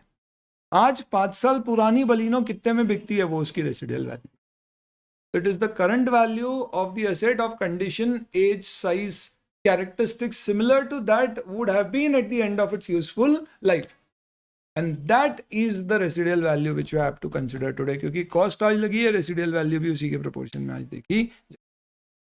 आज आपने एक बिल्डिंग में लेट्स से एक फ्लोर खरीदा है या एक फ्लैट खरीदा है फॉर योर ऑफिस खरीदा है, वो 50 लाख का है, नई बिल्डिंग है, तो आपको देखना है आप यहाँ पे 30 साल तक रहोगे, तो आपको देखना है आज की तारीख में 30 साल पुरानी बिल्डिंग इसी लोकेलिटी में इतने साइज के अगर ऑफिसेज हैं तो वो कितने में मिलती है। बोला यार ये नई बिल्डिंग थी तो इस कारण से ये क्या हुआ 10,000 स्क्वायर फीट में मिली, पुरानी बिल्डिंग में वही 6,000 स्क्वायर फीट रेट है, तो इसका मतलब आप रेसिडुअल वैल्यू 6,000 स्क्वायर फीट के बीच यूज करोगे, ना कि ये सोचोगे कि 30 साल बाद तो ये बिल्डिंग की कीमत ही 30 गुना हो जाएगी या 20 गुना 10 गुना हो जाएगी, तो रेसिडुअल वैल्यू और ज़्यादा होगी, ऐसा नहीं। That is the current value of asset net of disposal cost. हाँ, कोई खर्चे अगर डिस्पोजल के हैं तो वो भी रेसिडुअल वैल्यू से माइनस होंगे। As if the asset was already of the age condition expected to be at the end of useful life, तो ये आपको रेसिडुअल वैल्यू कॉस्ट से माइनस करके इस डेप्रिशिएबल अमाउंट को ओवर द यूजफुल लाइफ क्या करना है, डिप्रिशिएट। कब तक एसेट डिप्रिशिएट करते रहना? जब तक वो उसकी रेसिडुअल वैल्यू तक।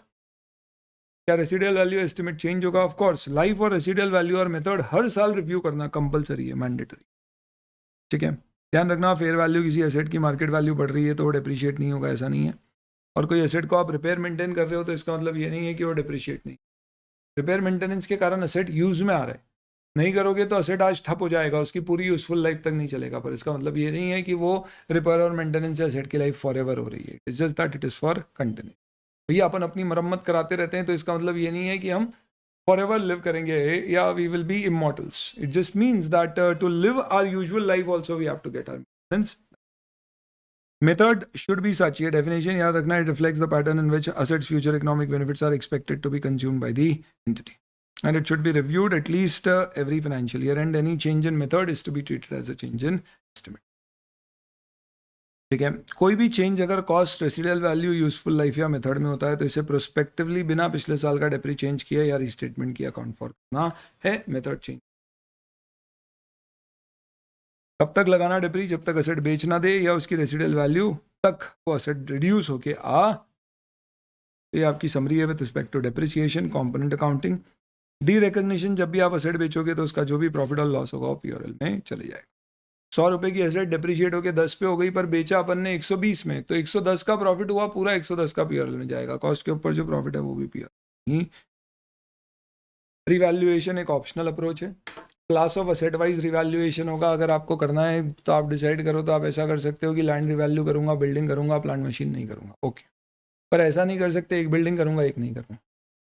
जो भी क्लास को रिवैल्यूएशन अप्रोच के लिए आप ले जाओगे वहां पे पीरियोडिक रिवैल्यूएशन होना चाहिए, इतना कि कभी भी उसका कैरिंग अमाउंट उसकी फेयर वैल्यू से सिग्निफिकेंटली डिफरेंट ना हो।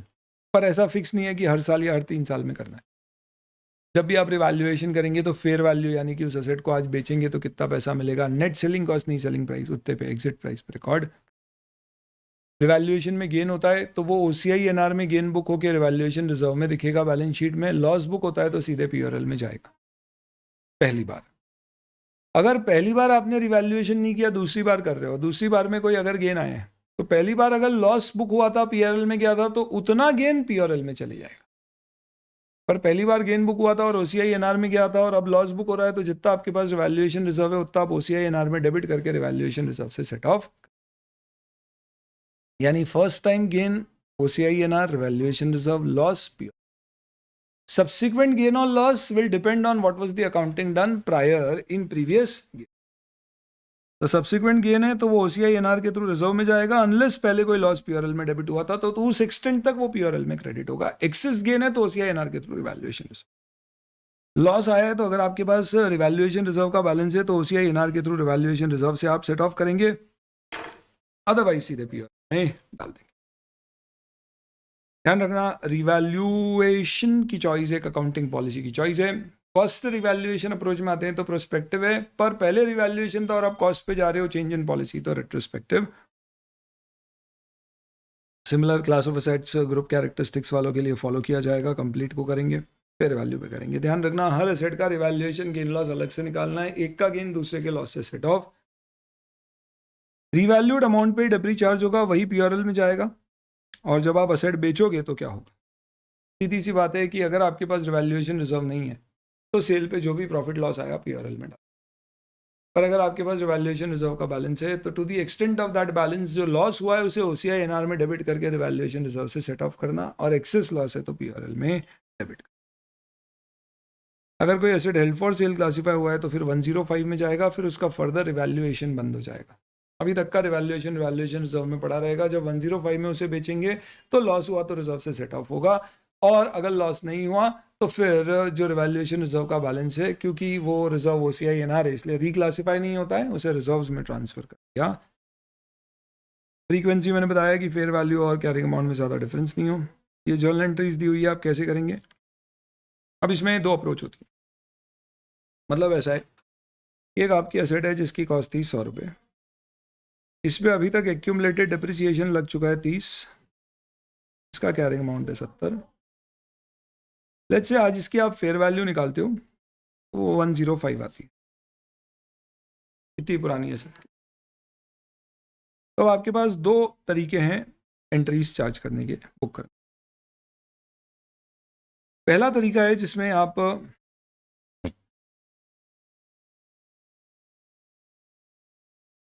क्या करेंगे, एक्यूमुलेटेड डेप्रिसिएशन को पीपी से राइट ऑफ कर दें।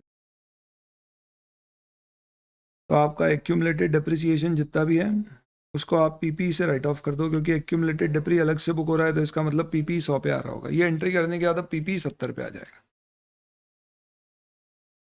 और अब आपको पीपी लाना कितने पे, 105 पे, तो आप 35 से बढ़ाइए और रिवैल्यूएशन गेन OCI-NR के थ्रू 35 से क्रेडिट कर दीजिए। ये रिवैल्यूएशन रिजर्व में बैलेंस शीट।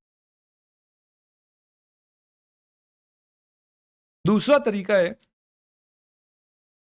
कि आप 70 को 105 पे ला रहे हो, यानी 50% गेन बुक कर रहे हो। तो आप इस पर्टिकुलर केस में क्या करोगे, पीपी की कॉस्ट को ही 50% से बढ़ा दोगे, तो 100 की 150 हो जाएगी। एक्यूमुलेटेड डेप्रिसिएशन भी 50% से बढ़ जाएगा, तो 30 का 45 15 से बढ़ जाएगा। बचा हुआ आपका रिवैल्यूएशन गेन 35। तो अब आपका बैलेंस शीट में, नोट्स में, डिस्क्लोजर में आपको कॉस्ट और एक्यूमुलेटेड डेप्री देना है, तो अब आपकी कॉस्ट 150 कहलाएगी और एक्यूमुलेटेड डेप्री 45 कहलाएगी। जबकि पिछले वाले केस में आपका एक्यूमुलेटेड डेप्री सेट ऑफ होने के कारण पीपी 0 पे आ जाता और इस साल का डेप्रिसिएशन ही एक्यूमुलेटेड डेप्री नहीं। अगर कभी इस क्वेश्चन में आपको ये दिया जाता कि नई पीपी इज ऑफ 140, सपोज ऐसा दे देते, तो फिर एंट्री बड़ी अजीब सी होती। पीपी को अपन डेबिट करते 40 से, क्योंकि उसकी करंट कॉस्ट 140 है, पहले वो 100 पे आ रही थी। हमें पता है कि हमें रिवैल्यूएशन गेन टोटल कितना बुक करना है, 35। जो बैलेंसिंग फिगर होता ना उसे एक्यूमुलेटेड डेप्रिसिएशन में डाल। ये आपको ध्यान रखना पड़ेगा कि depending on what information is given in the question you will have to derecognition cost में, गेन लॉस प्योरल में। अगर असेट डिस्कार्ड हुआ है, डिस्कार्ड यानी कि अब यूज नहीं होने वाला है और बेचने भी नहीं वाले, तो फिर आप उसे रेसिडुअल वैल्यू पे लेके आ जाओ, राइट ऑफ कर दो लॉस को प्योर। और हेल्ड फॉर सेल है तो 105 में जाएगा। सेल की एंट्री क्या होगी, पूरा प्रॉफिट लॉस प्योरल में जाएगा, subject to adjustment for evaluation. And then you have all these particular disclosure. Schedule 3 के भी आपके डिस्क्लोजर्स हैं, not very important and first time adoption. Now we will basically go through schedule 2 companies act, जो कहता है कि depreciation useful life जो हमने दी है टैंजिबल एसेट्स की शेड्यूल 2 में, उसको रेफर करके आप कंप्यूट करें। अगर आपको वो लाइफ से कम ज़्यादा लाइफ लेना है तो आपके पास कोई टेक्निकल एक्सपर्ट की एडवाइस होना चाहिए और आपको डिस्क्लोजर देना पड़ेगा। इंडेस ये नहीं कहता है कि शेड्यूल 2 की लाइफ यूज़ करना अनिवार्य है, वो कहता है कि एसेट को उसकी यूजफुल लाइफ में डिप्रिशिएट करिए। पर ये ज़रूर कहता है इंडेस कि अगर कोई स्टैट्यूटरी लाइफ प्रिस्क्राइब्ड है वो आप यूज़ नहीं कर रहे हो, तो आप डिस्क्लोजर दे दो कि हमने वो लाइफ का यूज़ नहीं, बाकी you are free to use any other. ऐसे भी शेड्यूल 2 में जो लाइफ दी है वो डिविडेंड बांटने से पहले डेप्री लगाने के लिए दी गई है, उसका मोर रेलेवेंस डेप्रिसिएशन के लिए ना कि अकाउंट के लिए। बट इंडियन बैलेंस में ज़्यादातर कंपनी शेड्यूल 2 की लाइफ को बेस मानती। शेड्यूल 2 भी कहता है कि डेप्रिसिएशन कॉस्ट या रिवैल्यूड अमाउंट पे लगेगा। वो भी ये कहता है कंपोनेंट अप्रोच फॉलो करना पड़ेगी, रेडी टू यूज़ की डेट से लगेगा, लाइफ ईयर्स या यूजेज के बेसिस पे डिफाइन हो सकती है, कंपोनेंट अकाउंटिंग के बेसिस पे डिप्रिसिएशन करना। तो सिमिलर प्रिंसिपल्स वहाँ पर भी दिए गए हैं। इज दैट कि आप लाइफ कम ज़्यादा लेंगे तो कब कर सकते हैं। रेसिडुअल वैल्यू यहाँ दी गई है, एसेट की कॉस्ट का 5% होना चाहिए। अगर आप उससे कम लेते हो तो कोई प्रॉब्लम नहीं है, ज़्यादा हो तो फिर आपको टेक्निकल एक्सपर्ट की एडवाइस लेना। अगर कोई एसेट है जो आपकी एक्स्ट्रा शिफ्ट चल रही है, यानी हम normally let's say for example हमारी कंपनी है जिसके अंदर मशीन है और एक शिफ्ट में, तो लाइफ दे रखी हुई है ये जितनी भी, वो सब यूजफुल लाइफ कौन सी है, एक शिफ्ट में चला रहे हो तो।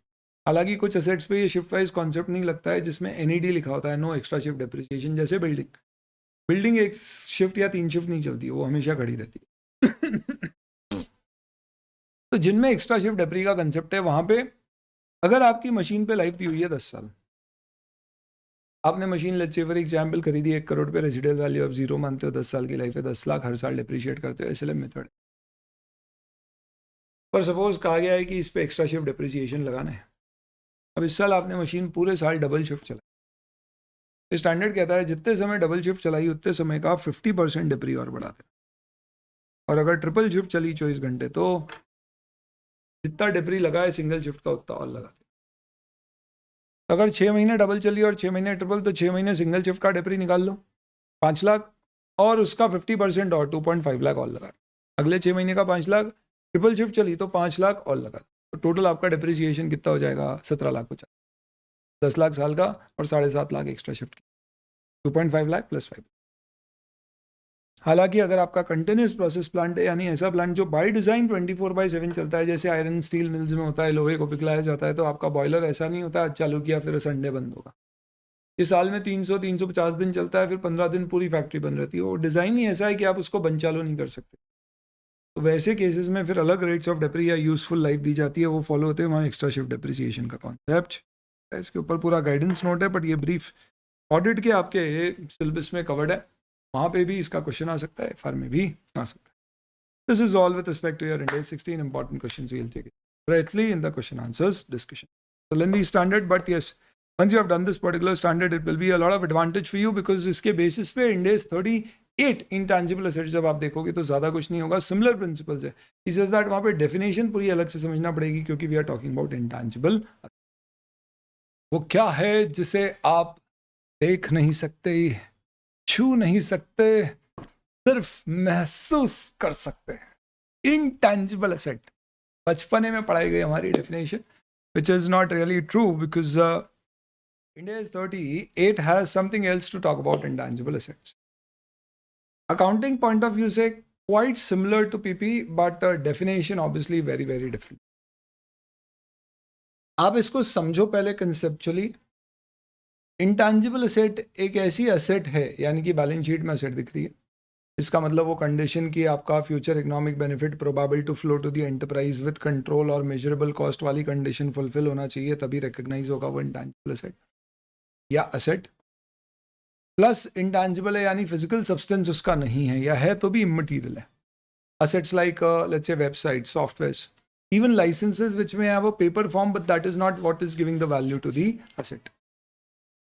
ये चीज़ें अगर एसेट बुक हो रही है बुक्स में, तो ये इंटैंजिबल एसेट दिखेगी। तो क्या मैं ऐसा बोल सकता हूँ कि बैलेंस शीट में जो भी एसेट आ रही है जिनका फिजिकल फॉर्म नहीं है, वो सारे इंटैंजिबल एसेट है, which could include assets like what, licence, software, copyright, know how, ये तो क्लियर कट इंटैंजिबल एसेट्स।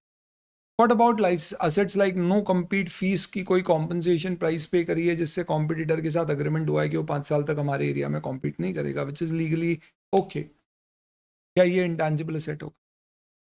कोई फ्रेंचाइज मैंने किसी के लिए या किसी की मार्केटिंग सेलिंग राइट्स लिए, क्या ये तरह की चीज़ें इंटैंजिबल एसेट्स हों? आईपीएल में मैंने प्लेयर्स के साथ कॉन्ट्रैक्ट किया है, क्या ये इंटैंजिबल एसेट प्लेयर राइट्स दिखाया जाएगा?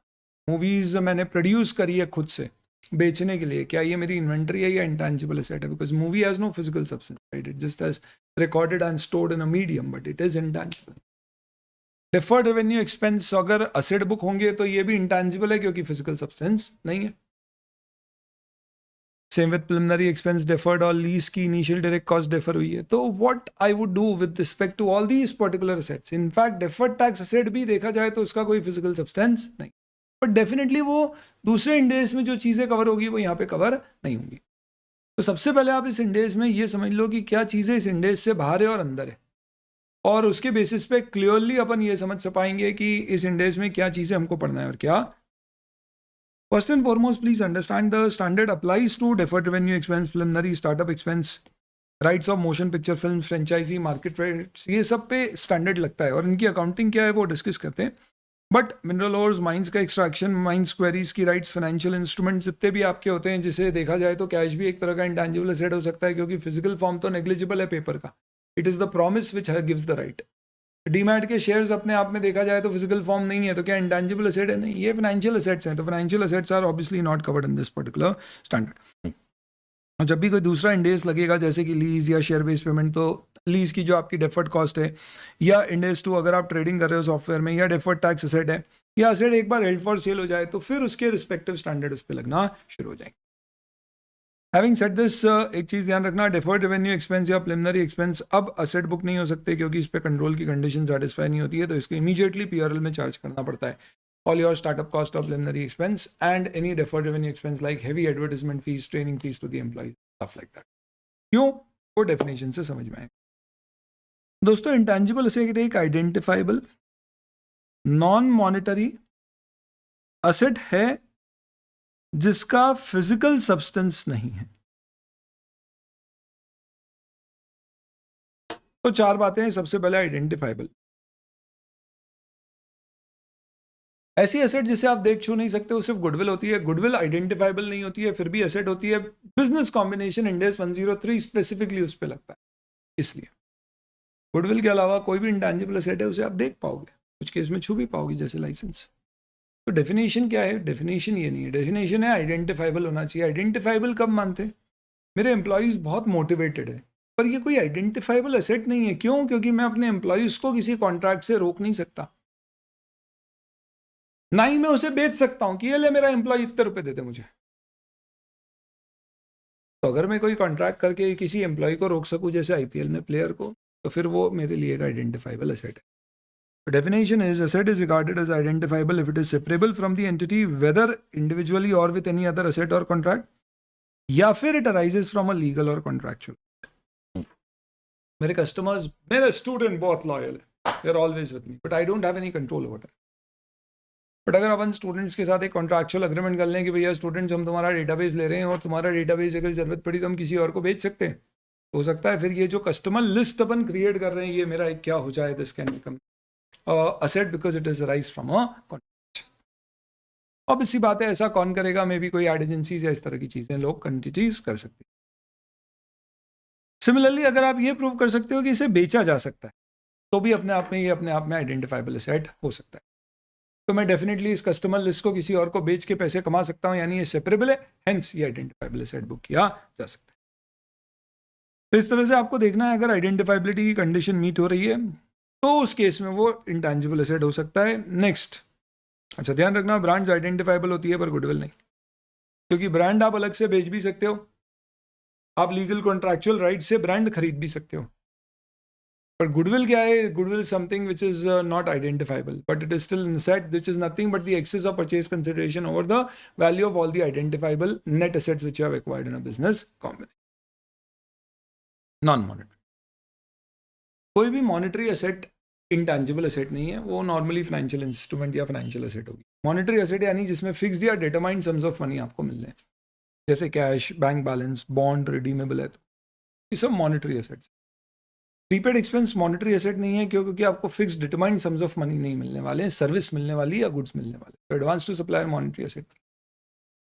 शेयर्स खरीदे तो वो मॉनेटरी नहीं है, क्योंकि आपको फिक्स्ड और डिटरमाइंड सम्स नहीं मिलने वाले, उसकी वैल्यू फ्लक्चुएट। सेम में go with convertible only debentures, but redeemable debentures हैं, फिक्स्ड डिपॉजिट्स हैं, loan given to another party है, सिक्योरिटी डिपॉजिट रिफंडेबल है, ये सब मॉनेटरी एसेट्स हैं, ये इंटेंजिबल एसेट्स में नहीं आएंगे। ऐसा नहीं है हर नॉन मॉनेटरी एसेट इंटेंजिबल है, बट अगर मॉनेटरी है तो डेफिनेटली इंटेंजिबल नहीं है। एसेट की वही कंडीशन है कि एक इकोनॉमिक रिसोर्स है जिससे future economic benefit expected entity को फ्लो करेंगे और एंटिटी के पास उसका कंट्रोल होना चाहिए। वो लीगल हो सकता है, सब्सटेंस में हो सकता है, प्लस फिजिकल सब्सटेंस नहीं होना चाहिए, है तो भी इनसिग्निफिकेंट होना चाहिए। जैसे e book will qualify to be an intangible asset if it satisfies all the other definition aspects of an intangible, because उसका कोई फिजिकल सब्सटेंस नहीं है, पर एक फिजिकल बुक डेफिनेटली उसका एक इंपॉर्टेंट फिजिकल सब्सटेंस है, तो फिर वो अपने आप में इंटेंजिबल एसेट।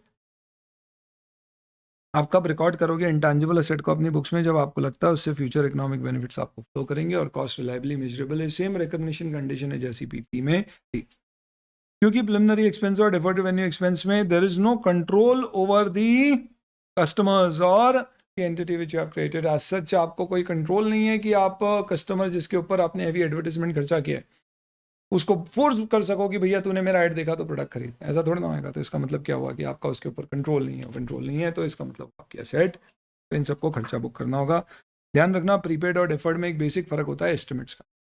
मैंने आज हेवी एडवर्टाइजमेंट किया, इससे लग रहा है कि बहुत कामों तक फायदा मिलेगा, ये डिफर्ड रेवेन्यू एक्सपेंस जैसा है, तो ये पीआरएल में इमीडिएटली जाएगा, क्योंकि इंडेस बोलता है डिफर्ड रेवेन्यू एक्सपेंस पे इंडेस लगेगा और वो उसे एसेट बुक नहीं करने देगा, पीआरएल में डलवाएगा। पर अगले साल की एडवर्टाइजमेंट का इस साल मैंने पेमेंट एडवांस में कर दिया है, तो इसमें कोई एस्टिमेट नहीं है कि फायदा मुझे अगले साल मिलेगा या नहीं मिलेगा। डेफिनेटली आज पैसा दिया है जिसकी सर्विस ही अगले साल मिलनी है, तो ये प्रीपेड बुक कर सकते हैं, डिफर्ड नहीं। प्रोटोटाइप डेवलपमेंट कॉस्ट को भी इंटेंजिबल एसेट माना जाता है। प्रोटोटाइप्स बेसिकली क्या होते हैं? एप्पल को ये पेंसिल बनानी है तो वो खूब सारी रिसर्च करके पहले इसका एक प्रोटोटाइप बनाएगा कि क्या इसकी लेंथ होना चाहिए, कितनी इसकी विड्थ होना चाहिए, बहुत सारी इसकी साइंटिफिक क्या करेंगे, रिसर्च करेंगे कि यार इससे मोटी हुई तो कंफर्ट नहीं होएगा, पतली हुई तो कंफर्ट नहीं आएगा, लेंथ इससे कम करके मैनेज कैसे कर पाएंगे, आगे की निप का क्या मटेरियल होना चाहिए, और एक एक सैम्पल प्रोटोटाइप बनेगा जिसका फिर मास लेवल पे प्रोडक्शन। जैसे कि रोबोट में एक चिट्ठी बनाया गया, फिर मास लेवल पे उसको रिप्रोड्यूस किया गया। तो ये जो प्रोटोटाइप है इसकी फिजिकल सब्सटेंस की आप पहली बार ये जो एप्पल पेंसिल का प्रोटोटाइप बनाया होगा, इसकी कीमत हो सकती है let's say for example $1 million लगी हो। हालांकि इसमें जो मटेरियल है और ये जो पूरी पेंसिल है, इसकी कीमत हो सकता है मुश्किल से $1 या $10 हो। इसका मतलब आप समझ गए कि प्रोटोटाइप में जो कॉस्ट मटेरियल की है वो सिग्निफिकेंट नहीं है। It is of the prototype, तो उसे इंटेंजिबल एसेट माना। कॉस्ट इनिशियल क्या होगी, सेम वही लॉजिक है जो पीपी में होता है। All cost incurred up to making the asset ready for management intended use would be carried. Cash credit exchange, every rule will be just similar to what is there in case of PP. Intangible asset अगर business combination में acquire की गई है तो फिर उसे आप initially fair value पे मेजर, तो वो आपको करना पड़ेगा। और यहाँ पे एक इन प्रोग्रेस रिसर्च एसेट भी आप फेयर वैल्यू पे मेजर करते हैं, जिसके बारे में अभी अपन डिस्कस करते हैं। गवर्नमेंट ग्रांट कोई भी मिली है तो आप एसेट को पूरे पे बुक कर सकते हो या नेट करके भी बुक कर सकते हो। सेल्फ जनरेटेड इंटेंजिबल एसेट इस इंडेक्स का सबसे इंपॉर्टेंट एस्पेक्ट है। अब इसके ऊपर अपन आते हैं। चलिए अब देखो दोस्तों, सेल्फ जनरेटेड का मतलब क्या है, मैंने खुद में बनाया। अब सेल्फ जनरेटेड इंटेंजिबल एसेट में एक कैटेगरी कौन सी है, गुडविल, जो बुक करना अलाउड नहीं है। इसके अलावा दूसरी को इंटेंजिबल एसेट आप खुद डेवलप कर रहे हो, जैसे आपने सॉफ्टवेयर खुद बनाया, वेबसाइट बनाई है खुद, यानी कि खुद बना रहे हो, या आपने किसी से कॉन्ट्रैक्ट पे बनाया, जैसे इनकम टैक्स ने अपनी वेबसाइट इन्फोसिस से बनवाई, ये सेल्फ जनरेटेड है। मैंने कोई रेडीमेड टैली का सॉफ्टवेयर नहीं कराया है, खुद बनवाया है। इन सबको आप एसेट बुक कर सकते हो और गुडविल को नहीं कर सकते। एक चीज़ ध्यान रखना, अगर आपने खुद का कोई लोगो डेवलप करा, आईसीआई ने करोड़ों रुपए देके लेट्स से फॉर एग्जांपल एक नया आईसीआई का सीए का लोगो डेवलप करा, ये सेल्फ जनरेटेड लोगो है, ये अपने आप में इंटेंजिबल एसेट बुक नहीं हो सकता। क्यों? क्योंकि सीए की गुडविल या आईसीआई के लोगों की गुडविल या लोगों की कीमत सिर्फ आईसीआई की कीमत के बराबर है, यानी it is a derived value from the value of the goodwill of the company. तो लोगो, ब्रांड, मैस्टेट्स, टैगलाइंस, ये सब आपकी खुद की डेवलप्ड है, तो ये सब पे किया हुआ खर्चा बुक होगा पीआरएल में, डेफर भी नहीं होगा, एसेट भी बुक नहीं। पर आपने किसी कंपनी का लोगो खरीदा, ब्रांड खरीदी है, टैगलाइंस खरीदी, which means let's say Thums Up का ब्रांड खरीद लिया किसने, कोका कोला ने इंडिया में आने पे, या लेज ने अंकल चिप्स का ब्रांड खरीद लिया, then in that particular case वो जो ब्रांड है, जो एक्वायर्ड है, वो परचेज्ड एसेट है, वो अपने आप में अलग से एसेट बुक किया जा सकता है, because it's a purchased asset. आप कह सकते हो ब्रांड लोगोज भी सेल्फ जनरेटेड एसेट्स या गुडविल जैसे ही माने जाते हैं, दो इन्हें अलग से रिकॉर्ड किया जाता है। तो अगर ये सेल्फ जनरेटेड है तो बुक्स में रिकॉर्ड। अदर देन गुडविल की बात करें तो let's take software as an example. हो सकता है कि इनकम टैक्स जो वेबसाइट बनाने का सोच रहा हो, पहले वो ख्वाब लग रहा हो, जिसमें वो चाहता है कि पूरे भारत में कहीं पर भी कोई भी ट्रांजैक्शन अगर हो तो उसका इनकम टैक्स में अगर कहीं रिपोर्टिंग की रिक्वायरमेंट है तो वो सारा का सारा, हर व्यक्ति का सारा आईडी का सब कुछ एक जगह रिलेट हो जाए। तो भारत सरकार के पास एक क्लिक पर सब कुछ अवेलेबल हो जाए कि इस व्यक्ति ने इस पॉइंट ऑफ टाइम पर पेटीएम से एक 10 रुपए की पेप्सी की कोल्ड ड्रिंक खरीदी, और इस समय पर इसने 10 करोड़ की एक जमीन खरीदी, और इस समय पर इसने 50 करोड़ का हीरा खरीदा। तो पहले वो रिसर्च करना पड़ेगी कि क्या ये पॉसिबल है, किस हद तक पॉसिबल है। जब तक किसी को यही पक्का नहीं होगा कि क्या ये संभव है भी नहीं, ये करने के लिए भी आपको खूब सारा इन्वेस्टमेंट करना पड़ेगा या पैसे लगाना पड़ेंगे, पर ये सब हो सकता है गड्ढे में चले जाएं, इससे कुछ डेवलपमेंट ना हो। इस कारण से ये कहा जाता है कि रिसर्च फेज के खर्चे सारे पीआरएल में जाना। तो research phase is a phase where we are exploring with an intention to acquire a know-how or a knowledge. All expenses of the research phase are charged to PRL. But when we can prove कि technically feasible है ये बनाना, financially feasible है, हमारी ability है, या हम किसी और से बनवा सकते हैं, फ्यूचर से इसके बहुत सारे बेनिफिट्स होंगे, डेफिनेटली इससे बहुत आसानी से हम टैक्स असेसमेंट कर पाएंगे, कितनी कॉस्ट लगेगी मेजर कर सकते हैं, और हमारी इच्छा है ऐसा करने की, यानी इससे डेफिनेटली बहुत सारे स्टाफ की रिक्वायरमेंट की कमी आएगी, फिर भी हम क्या करना चाहते हैं। ये 6 कंडीशन अगर आप फुलफिल कर देते हैं, डेमोन्स्ट्रेट करते हैं, तो फिर डेवलपमेंट फेज शुरू हो। फिर आप जो पैसे इन्फोसिस को या अपने स्टाफ को डेवलपमेंट या उसकी ही टेस्टिंग में दे रहे हो, वो सब डेवलपमेंट कॉस्ट का पार्ट माने जाएंगे। सारे खर्चे जो डायरेक्टली एट्रीब्यूटेबल टू डेवलपमेंट है वो सब ऐड होंगे, सेम प्रिंसिपल जो इंडेस 16 के। तो रिसर्च फेज के खर्चे में नॉर्मली क्या एक्टिविटी होती है, नया नॉलेज ऑब्टेन करना, इवैल्यूएट करना रिसर्च नॉलेज को, अलग अलग अल्टरनेटिव्स ढूंढना, डिज़ाइन फॉर्मुलेट करना फॉर डिफरेंट अल्टरनेटिव। यहाँ पे श्योरिटी नहीं होगा, यानी डेवलपमेंट फेज में हम एक्चुअल में प्रोटोटाइप डेवलप करते हैं, टूल्स, जिग्स, फिक्स, फर्नीचर्स के वो बनाते हैं। तो ये अभी हम सोच रहे हैं क्या ऐसी पेंसिल बनाई जा सकती है। फिर एक बार हमने इसका प्रोटोटाइप, फिर हमने बोला बनाई जा सकती है, तो फिर इसका प्रोटोटाइप डेवलप करेंगे, फिर इसकी डाई बनाएंगे, उस डाई में ये मटेरियल जाएगा, उससे प्रोडक्शन मास लेवल पे होगा। तो वो सब जो डाई कंस्ट्रक्शन है, स्टाफ की सैलरी उस दौरान लग रही है, ये सब डेवलपमेंट फेज के खर्चे। तो डेवलपमेंट फेज के खर्चे में इस तरह के आपके सारे खर्चे ऐड होंगे। बोरोइंग कॉस्ट अगर इंडेस 23 परमिट करेगा तो ऐड होगी, ट्रायल रन के खर्चे ऐड होंगे, पर initial operating losses, commercial production जब तक नहीं आता है वो सब ऐड नहीं होंगे। Same logic. ध्यान रखना, सिर्फ डायरेक्टली एट्रीब्यूटेबल खर्चे ऐड होते हैं। तो जैसे अगर आप कंस्ट्रक्शन भी अगर बिल्डिंग का कर रहे हो इंडेस 16 में, और उस दौरान आपने खाली जगह को किसी को रेंट पे दे दिया, उससे जो कमाई हो रही है वो बिल्डिंग की कॉस्ट की रिकवरी नहीं है, क्योंकि वो सेपरेट एक्टिविटी हो आपकी इनकम है। हाँ, पर आप बिल्डिंग बना रहे हो और उस बनाने के कंस्ट्रक्शन के दौरान में कुछ आपका मलबा वलबा कचरा वगैरह निकलता है, वो बेच के कुछ पैसे आते हैं, तो वो आप कॉस्ट से कम कर सकते हो। Same happens with intangible. PP जैसे ये वाली कॉस्ट इंटेंजिबल एसेट्स की भी कॉस्ट में ऐड नहीं होगी। सब्सिक्वेंट एक्सपेंडिचर अगर रिकॉग्निशन क्राइटेरिया मीट करेगा तो उसे ऐड कर दिया जाएगा। अगर कोई इंटेंजिबल एसेट सिर्फ पीपी के साथ यूज कर सकते हैं, जैसे operating software of a machine, तो आप उसे पीपी के साथ ऐड कर दें। पर आपने लेट्स से फॉर एग्जांपल एक टैली का सॉफ्टवेयर लेके इंस्टॉल किया, तो आप उसे सेपरेट एसेट बुक कर सकते हैं। ये कंपनी के ऊपर है कि वो कैसे अकाउंटिंग करना चाहता है, टेंजिबल इंटेंजिबल अलग है एक साथ। मेन इंपॉर्टेंट चीज़ ये है कि आप ऐसा भी कर सकते हो कि पूरे लैपटॉप को एक एसेट मान के, उसके हर सॉफ्टवेयर को एक कंपोनेंट मान के उसको उसकी यूजफुल लाइफ में डिप्रिशिएट कर लो, पर अगर लगता हो कंपोनेंट आइडेंटिफाइबल एसेट है तो आप उसे सेपरेटली भी बुक कर सकते हो। ये मैनेजमेंट का जजमेंट है कि उसे किस तरह से रिकॉर्ड करना है, सेपरेटली या उसके साथ। एक बार इंटेंजिबल एसेट रिकॉर्ड हो गया, फिर सब्सिक्वेंट मेजरमेंट होगा उसका अमोर्टाइजेशन करने के बाद, जिसमें आपके पास कॉस्ट और इवैल्यूएशन अप्रोच है। लेकिन इंटेंजिबल एसेट में एक डिफरेंस है, सिर्फ अगर एक्टिव मार्केट प्राइस यानी खूब सारे बायर सेलर्स उस इंटेंजिबल एसेट के अवेलेबल है तो ही उसको रिवैल्यू किया जाएगा, अदरवाइज रिवैल्यूएशन अलाउड नहीं। यानी ब्रांड्स वगैरह कभी भी रिवैल्यू नहीं होंगी। क्या रिवैल्यू हो सकता है? लाइसेंसेस वगैरह जिनका एक्टिव ट्रेडिंग लाइसेंस होता है, जैसे मार्केट होता है, जैसे कि फार्मास्यूटिकल वगैरह कंपनी के लाइसेंसेस जो एक्टिवली ट्रेड। या हमारी कंपनी लेट्स से रिक्शा चलाती है, उसके अलग अलग लाइसेंस लेती है, लोगों को देती है और रिक्शा चलवाती है। रिक्शा के लाइसेंसेस ऑब्वियसली बात है, रिक्शा चलाने के लिए लोकल अथॉरिटी का लाइसेंस मिलता है, वही लोग चला पाते हैं। कई कंट्री सिटीज़ में ऐसा होता है, तो वो लाइसेंस एक्टिवली ट्रेड होते हैं, उसकी मार्केट वैल्यू निकलती रहती है। मेरे पास स्टॉक ब्रोकिंग लाइसेंस है, एक्टिवली ट्रेड होते हैं, मार्केट वैल्यू। तो यहाँ पे मैं फेयर वैल्यू यूज़ कर सकता हूँ, नॉट अदरवाइज। फेयर वैल्यू अगर यूज़ करेंगे तो एक्टिव मार्केट प्राइस पे रिवैल्यू करेंगे, और सारे के सारे प्रिंसिपल्स फिर वही होंगे जो इंडेस 16 के। ध्यान रखना, गुडविल ब्रांड तरह की एसेट कभी भी रिवैल्यू नहीं होगी। सेल्फ जनरेटेड एसेट के अलावा second most important aspect is Ind AS का, और उसमें भी यूजफुल। नॉर्मली टैंजिबल एसेट में लैंड वगैरह छोड़ दे तो सबकी लिमिटेड यूजफुल लाइफ होती है, पर इंटैंजिबल में कई बार अनलिमिटेड यूजफुल लाइफ होगी, जैसे लाइसेंस की लाइफ हो सकती है अनलिमिटेड। ऐसी सिचुएशंस में आप अनलिमिटेड यूजफुल लाइफ लेना चाहें तो ले सकते हैं, कोई प्रॉब्लम नहीं है। पर जो भी इंटैंजिबल एसेट की अनलिमिटेड यूजफुल लाइफ होगी उसका हर साल इंपेयरमेंट टेस्ट कंपल्सरी। एस में होता था 10 साल नॉर्मल लाइफ मानी जाएगी, ऐसा कुछ नहीं है। गुडविल आप चाह के भी अमोर्टाइज नहीं करोगे, और आपको कंपल्सरी हर साल इंपेयरमेंट चेक करना है, उसमें अमोर्टाइजेशन अलाउड ही नहीं है, चाहे आप कुछ भी सिचुएशन क्रिएट कर लो, गुडविल कभी अमोर्टाइज नहीं। Useful life is economic life, ना कि लीगल लाइफ। तो अगर आपकी पेटेंट 10 साल के लिए रजिस्टर हुई, लेट्स से मैंने बढ़िया एक फेयरनेस क्रीम बनाई है जिसको अफ्रीका में भी मैंने लोगों पे यूज़ किया है, और आधे ए पे लगाया, आधे पे नहीं लगाया, और एकदम सफ़ेदी की चमकार। Very racist example, but nevertheless cream का नाम रखा है हमने जीब्रा। तो ये क्रीम हमने पेटेंट करा ली है, क्यों? क्योंकि ये वाकई क्या कर रही है, फेयर कर रही है लोगों को फ्रॉम द रूट्स।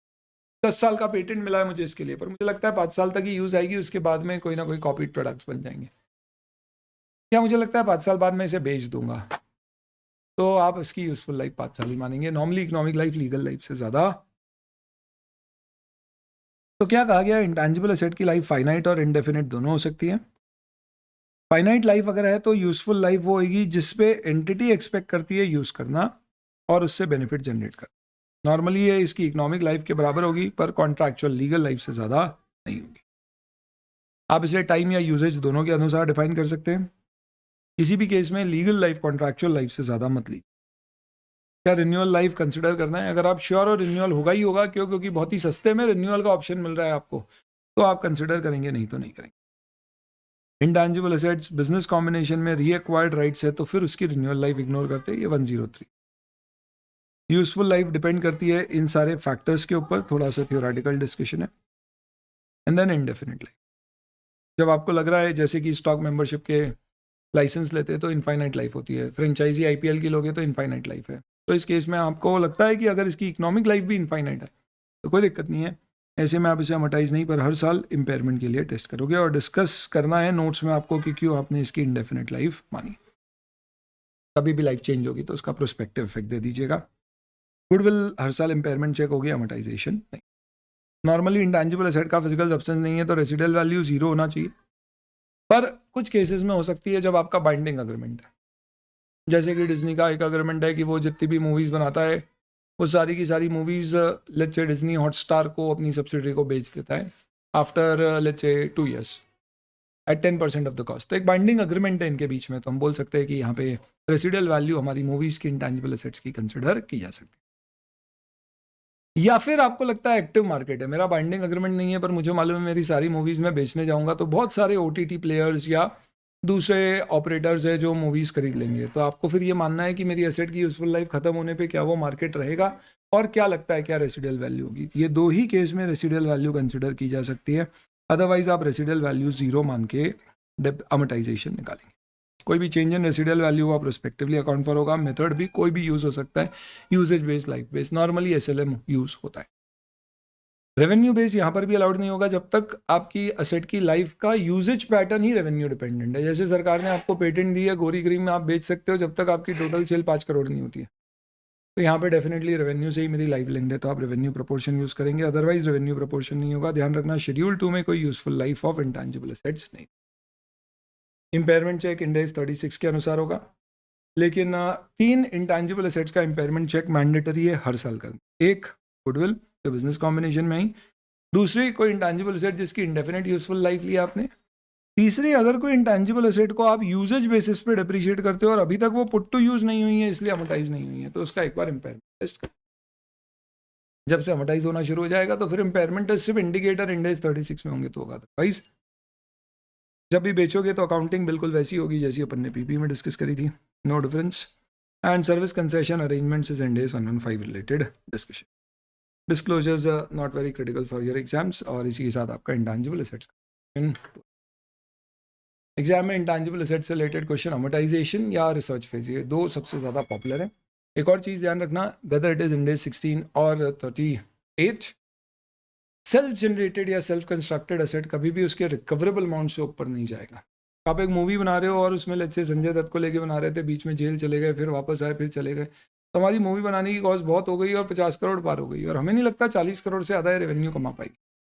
तो जो 10 करोड़ एक्स्ट्रा कॉस्ट इनकर हुई है उसे अभी इम्पेयरमेंट लॉस बुक कर दो, भले ही ये इंटेंजिबल अंडर डेवलप। चलिए, now let's come to Ind AS 40 which is investment property. ये क्या कहानी है दोस्तों, आपको याद होगा इंड AS 16 में हमने पढ़ा था PP is a tangible item is held for production of goods, rendering service, administrative purpose और रेंटल्स। अगर आप किसी को अपनी चीज रेंटल के लिए देते हो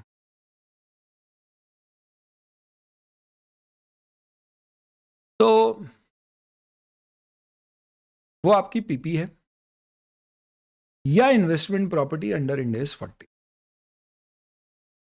तो सबसे पहली चीज, अगर वो इमूवेबल है यानी लैंड और बिल्डिंग या लैंड एंड बिल्डिंग तो ही इंड AS 40 लग सकता है। तो अगर मैं 2 व्हीलर्स खरीद के रेंट पे देने का काम कर रहा हूं तो इंड AS 16 में वो मेरी PP।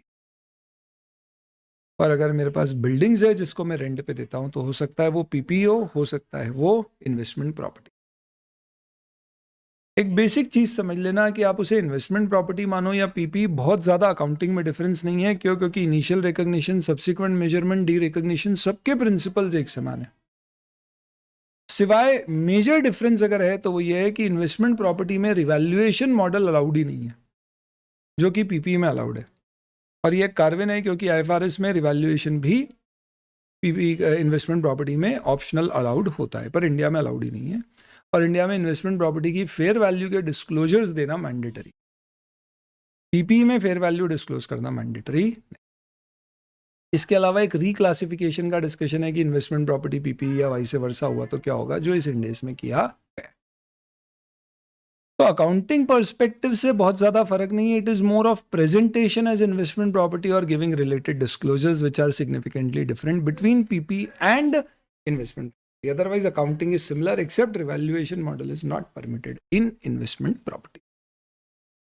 इंडेस के अंदर ज़्यादा बारीकी में घुसो इससे अच्छा एक सिंपल सी बात तुमको सुना देता हूँ, सुन लो. कोई ज़मीन या कोई बिल्डिंग या ज़मीन और बिल्डिंग को अगर तुम रेंट पे देते हो, यानी तुम्हारा उद्देश्य उससे रेंटल कमाना है, तो अगर उसमें सर्विस एलिमेंट सिग्निफिकेंट है तो वो पीपी है, नहीं है तो वो इन्वेस्टमेंट प्रॉपर्टी है, खत्म. ये मुद्दे की बात है. फिर इसको अलग अलग तरह से समझाया है. जैसे कि आपके लिए अगर वो प्रॉपर्टी, जब भी मैं प्रॉपर्टी बोलूँ तो इमूवेबल प्रॉपर्टी मानिए, अपने आप में ही रेंट कमाने के लिए पर्याप्त है, तो फिर वो investment property.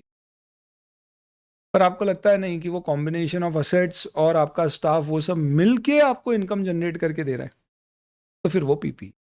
Best example could be, आपने एक लॉज बनाई है जिसमें there is a building and there is a small staff and you give rooms on rent for 1 day, 2 day, 1 hour, 2 hour, even a month. People come, they stay, they also get some other service like housekeeping and other services. तो यहाँ पे वो building अकेले आप में पैसा नहीं कमा के दे रही है आपको, उसके साथ ये सारी रिलेटेड सर्विसेज भी दे रहे हो, ये पीपी. सेम लॉजिक में apply to a hostel. But मैंने बोला इतना दिमाग नहीं, मेरे पास तो कोई जगह है, उसका कलर वलर करा दिया और सिंपल मैंने बोला जिसको भी किराए पे चाहिए ले लो. अब वो लेके उस पर हॉस्टल या होटल चलाए, मुझे मतलब नहीं, मुझे मेरा किराया मिल जाए, तो फिर वो अपने आप में ही मुझे पैसा कमा के दे रही है without a combination of all the other assets. तो ये इन्वेस्टमेंट प्रॉपर्टी. तो ऐसा कहते हैं कि अगर आपने कोई इमूवेबल प्रॉपर्टी आपने ओन की है या लीज पे लिया, राइट ऑफ यूज एसेट है, जिसे आप प्योरली रेंटल के उद्देश्य से ले रहे हो, तो वो इन्वेस्टमेंट प्रॉपर्टी. और अगर आप उसे खुद के बिजनेस के लिए यूज के लिए ले रहे हो, तो फिर वो अपने आप में पीपी है. इनफैक्ट हो सकता है आपने लीज पे लियो तो वो राइट ऑफ यूज एसेट है, बिजनेस के यूज में ले रहे हो आप तो वो पीपी है. इन दोनों के लिए कॉमन टर्म यूज की गई है विच इज ओनर ऑक्यूपाइड. अब डिटेल में घुसने वाली बात है, मुद्दे की बात मैंने आपको समझा दी. तो क्या है देखिए, Ind AS 40 applies only to investment property, land or building or both, whether it is owned or taken on finance lease. Lesi के लिए हर लीज फाइनेंस लीज ही होती है अनलेस शॉर्ट टर्म जैसी. तो सबसे पहली बात, मूवेबल्स के ऊपर अगर आपकी इन्वेस्टमेंट है तो वो कभी भी इन्वेस्टमेंट प्रॉपर्टी नहीं. कोई बायोलॉजिकल एसेट है आपके पास, जैसे कि आम के पेड़ जिस पे आप एग्रीकल्चर एक्टिविटी कर रहे हो, या माइंस क्वारीज हैं, या जो कोई आपको इनिशियल या कोई दूसरा इंडेस अकाउंटिंग प्रिस्क्राइब कर रहा है, तो फिर ये इंडेस नहीं लगे. हालांकि अगर आप असेट लीज पे देने के लिए, ऑपरेटिंग लीज पे देने के लिए ले रहे हो, या लीज पे ले रहे हो और फिर आगे उसे आप इन्वेस्टमेंट प्रॉपर्टी की तरह यूज कर रहे हो, तो भी इंडेस लगे. यानी राइट ऑफ यूज असेट भी investment property classify. What is investment property? An asset, land और बिल्डिंग और बोथ, हेल्ड बाय ओनर और अ Lesi either for earning capital appreciation or rentals rather than for production of good, renting service, administrative purpose or for sale in ordinary course of business.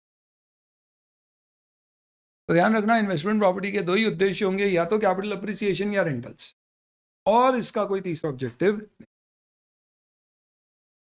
तो investment property के cash flows largely उससे independently आ जाएंगे, और ये बहुत बड़ा differentiating factor है investment property और PP. Service element normally insignificant होगा इन्वेस्टमेंट प्रॉपर्टी. और ध्यान रखना, आपने कोई प्रॉपर्टी खरीद ली और अभी उसका कोई स्पेसिफिक यूज नहीं है, तो भी वो इन्वेस्टमेंट प्रॉपर्टी है. आपने ज़मीन खरीद ली कि चलो आगे लगेगा तो यार स्कूल बना दूंगा, ये इन्वेस्टमेंट प्रॉपर्टी है. ज़मीन मेरी क्यों? क्योंकि आज मैंने ये सोच के खरीदी है कि भैया आगे जाके इसकी वैल्यू बढ़ जाएगी, तो चलो अभी खरीद कर. पर अभी मैंने स्कूल बनाना शुरू नहीं किया है ना, मेरा कोई इंटेंशन है क्लियर कट स्कूल बनाने का है, सोच के बस खरीद के रख लिए, तो डेफिनेटली अपने आप में इन्वेस्टमेंट प्रॉपर्टी है, क्योंकि कैपिटल अप्रिसिएशन आपका इंटेंशन. जब यही प्रॉपर्टी ओनर के द्वारा occupied for production of goods, rendering service और एडमिनिस्ट्रेटिव पर्पज, वो उप्स है ओनर ऑक्यूपाइड प्रॉपर्टी, जिसमें दो चीजें आती है, ओन्ड है तो पीपी, लीज पर है फिर राइट ऑफ यूज एसेट.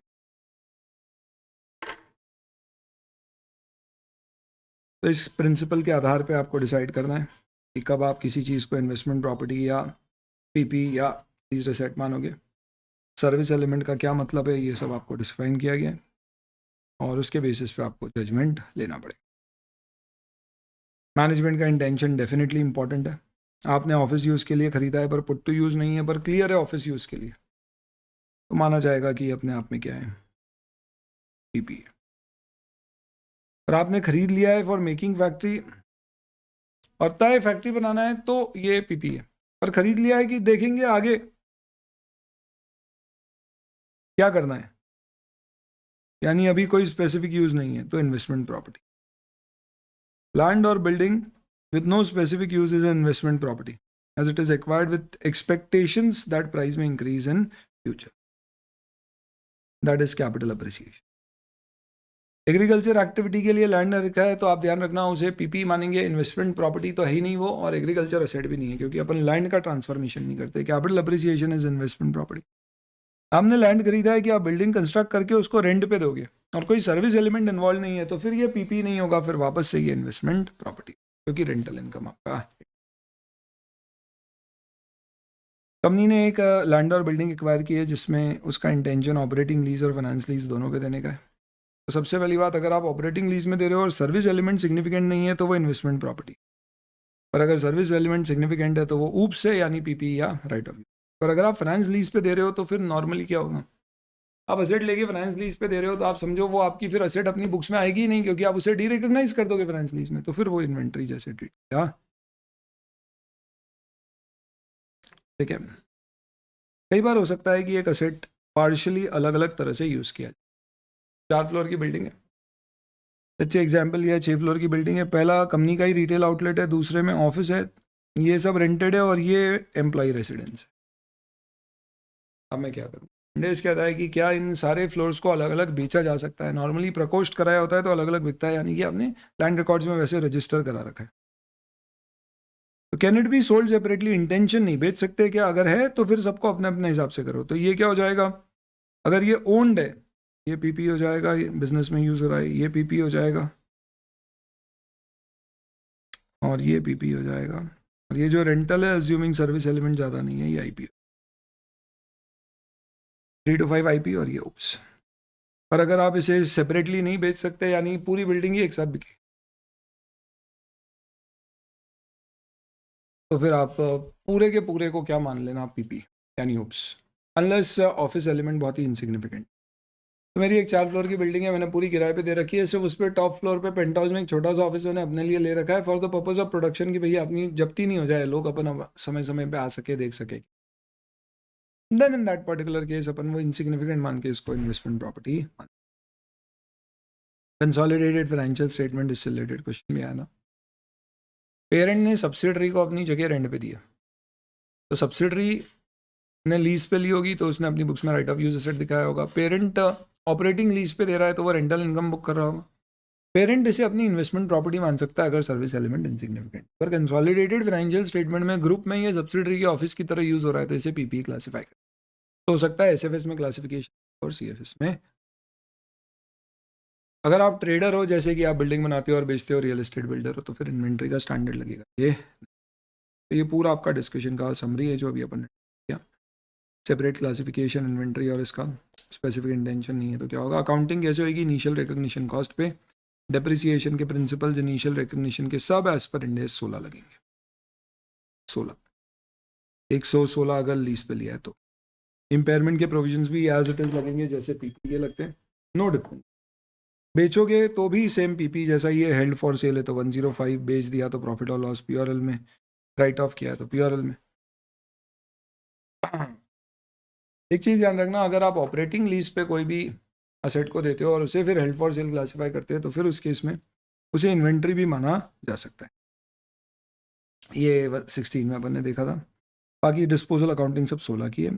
इसका डेफिनेशन के अलावा दूसरा इंपॉर्टेंट एस्पेक्ट है रिक्लासिफिकेशन।